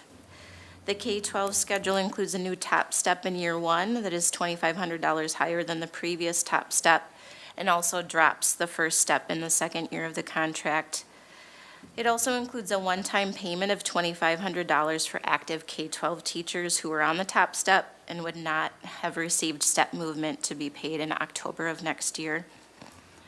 Another addition to the contract is a $2,000 annual stipend for our teachers at River Trail Learning Center. The contract includes a 2% increase to all extra service agreements and hourly pay starting in the second year of the contract.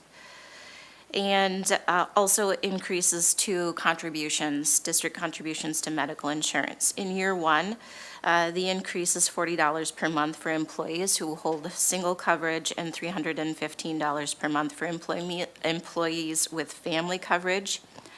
And in the second year, the district contribution increased an additional $95 per month for singles and $145 for employees with family coverage. In addition to that, the district contribution for dental insurance increased $5 per month. Some other negotiated terms and conditions include pre-approval process for credits to be considered for lane advancements, a reduced threshold for personal leave that may be taken in any given day. So the threshold previously was 7% of teachers within a building or a program on a given day. That was reduced to 5%, as well as an elimination of the substitute deduction penalty that was previously in place.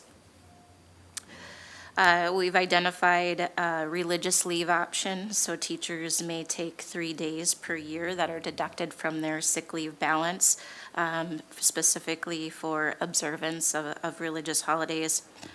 I think one of the large increases to this contract is the addition of our preschool teachers. Previously, our preschool teachers, who are also represented by Education Minnesota, Anoka-Hennepin Education Minnesota, have now been folded into this contract and are on a pay schedule very similar to our early childhood family education teachers. For our ABE teachers, we have 33 employees here. The total compensation package includes an 8.45% increase, or approximately $194,000 in new money, with a total package of $4.8 million over the course of the 2 years, specifically for ABE teachers. For ECFE teachers, we have 21 in this unit. The total compensation package includes a 10.96% increase, or $170,000 in new money, with a total package of approximately $3.2 million over the course of the 2 years. For preschool teachers, we have 33 employees here. The total package includes a 11.88% increase, or $252,000, almost $253,000 in new money, with a total package of approximately $4.5 million over the course of the 2 years. And our largest group within this teacher group is our K-12 teachers. Here we have 3,180 FTE. The total compensation package includes a 7.28% increase, or approximately $27.9 million in new money. The total package cost here is $800 million over the 2 years for K-12 teachers. In sum, this contract equals $812.7 million over the course of the 2 years. And at this time, I'm seeking approval of the contract as presented in Appendix N of your packet.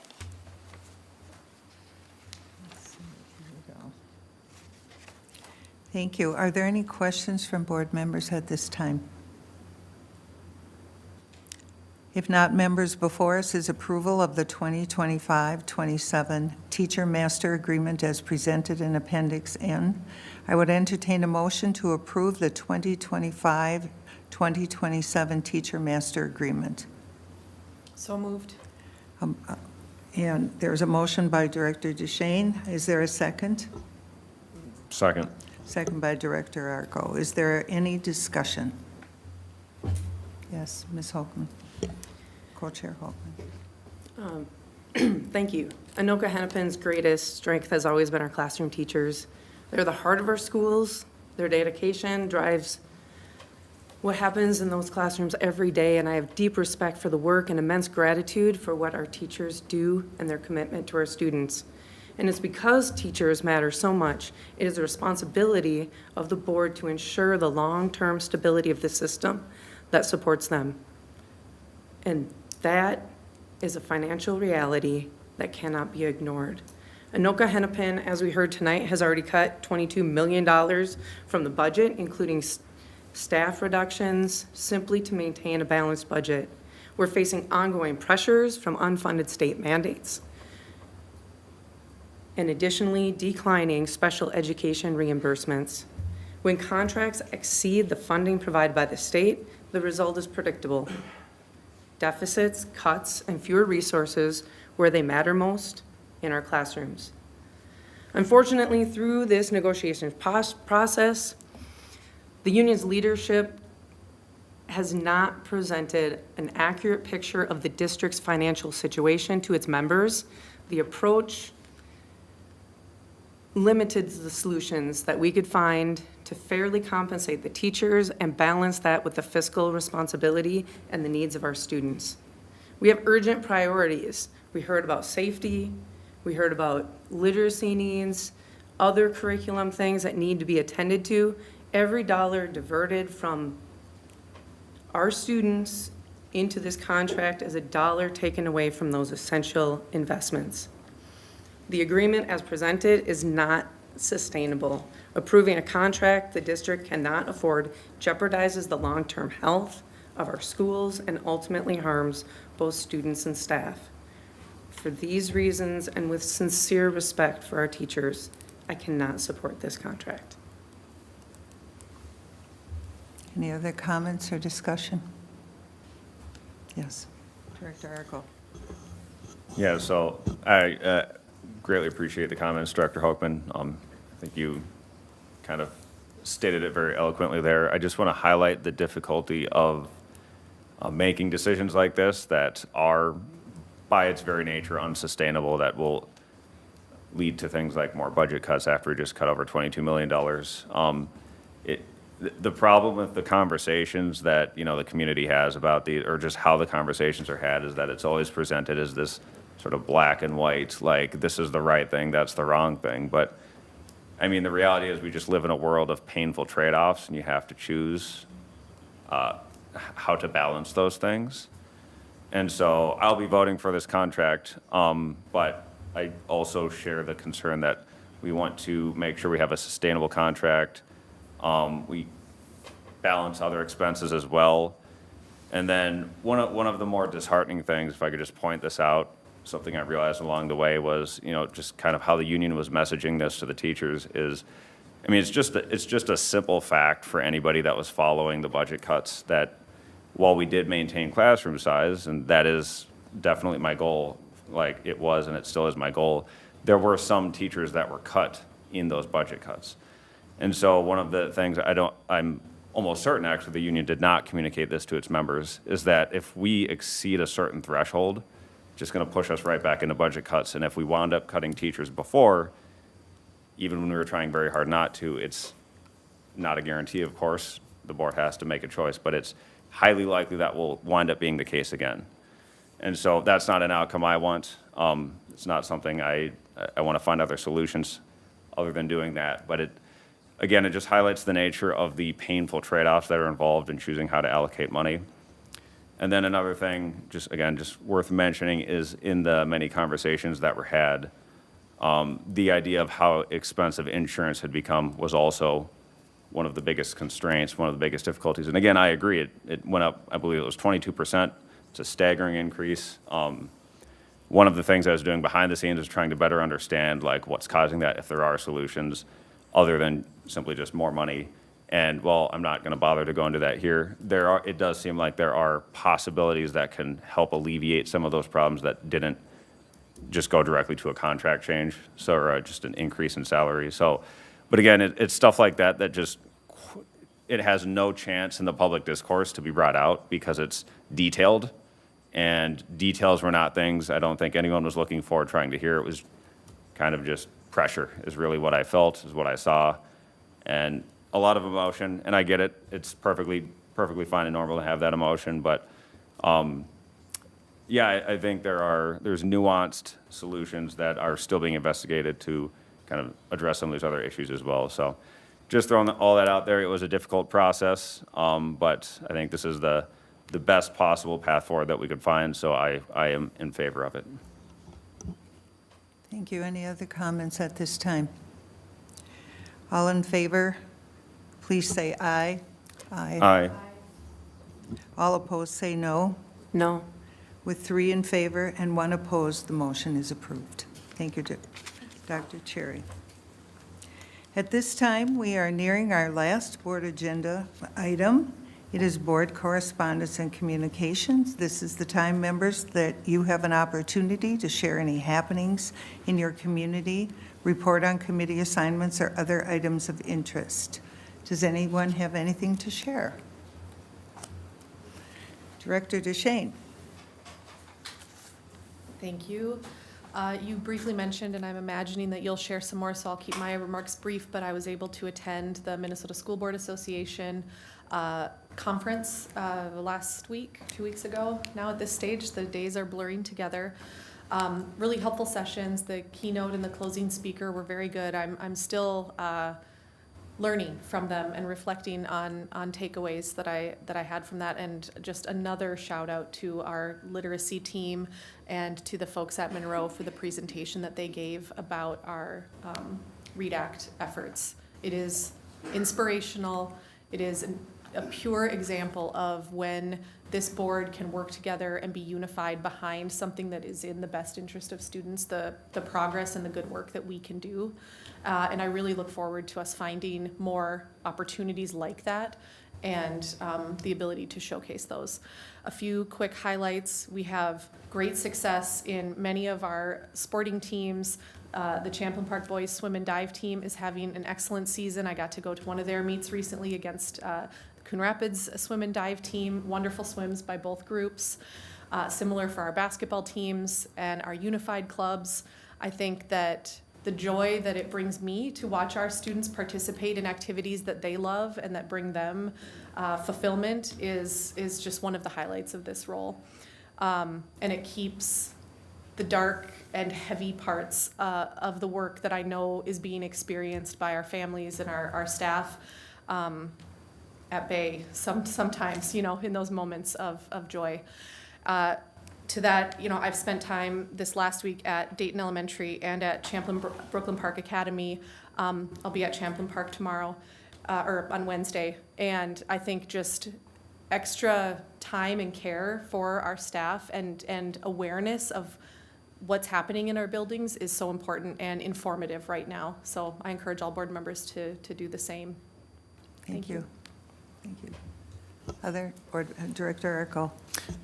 Yeah, well, just thank you to Principal Shepard at Sunrise Elementary. I got to attend the science fair they had there and be a judge for some of the projects.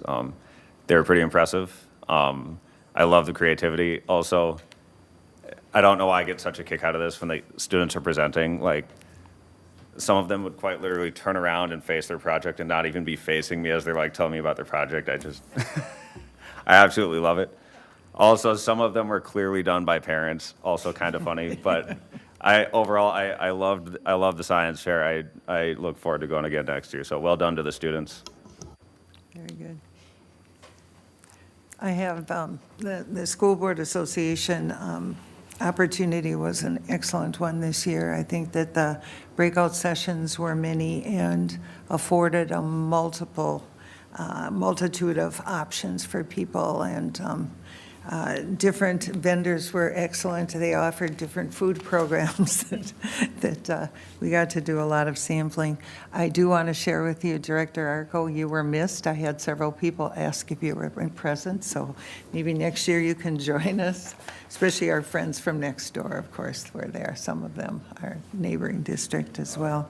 I am wrapping up my third visit to teach Minneapolis Institute of Arts program at Monroe Elementary. I've been trying to decide if I'm smarter than a fifth grader, and I'm not. If you're not familiar with that program, the Minneapolis Institute of Arts affords volunteers to be trained and go into the classrooms at various schools. It's a coordinated effort with a lot of volunteers. We spend a half an hour with our grade level hosts, and we introduce 2 pieces of art each time we visit and have great conversations. And quite frankly, it brings me great joy. It also helps me get a pulse on the incredible work. There is, having been spending most of my teaching career at higher levels, secondary, there is something extremely joyful about elementary that you can't capture at high schools and middle schools in terms of just where they are in their headspace. And I would offer that, again, what going through the schools right now at this important time is what I was speaking to this evening, having seen directly and been in our elementary schools with teachers who recognize the heaviness of the moment, but are making sure that they're showing up for their kids and families each and every day. So a big shout out to all of our teachers again. And wish me luck tomorrow. I'm going to try to outsmart them, but they always have me, these fifth graders. They are geniuses. We call them the geniuses as well. So anyway, that wraps up my comments. And Superintendent McIntyre. Yeah, just a quick shout out to you, Director Langenfeld, for achieving your 100 points for, is it the Director's Award from MSBA? is. And you were recognized at the conference as well. So I appreciate your commitment to your own professional learning as a board member. Thank you. You're welcome. Thank you. All right, now we have a closed session. This is item 12. It will be conducted in closed session. The executive session will be closed pursuant to Minnesota Statute 13D.05 Subdivision 2, Parent 3, to discuss private student data. The closed session will be held in the Michael Sullivan Room. I would entertain a motion at this time to move to closed session. The motion to go into closed session by Director Duchesne. Is there a second? Second. Thank you, Director Arco. Motion by Director Duchesne, seconded by Director Arco. Any discussion at this time? Hearing none. All in favor, say aye. Aye. Opposed, say no. With 4 in favor and 0 opposed, we will move to closed session in the Michael Sullivan Room. Should we take a 5-minute break? All right, and that'll put us back at 8:45.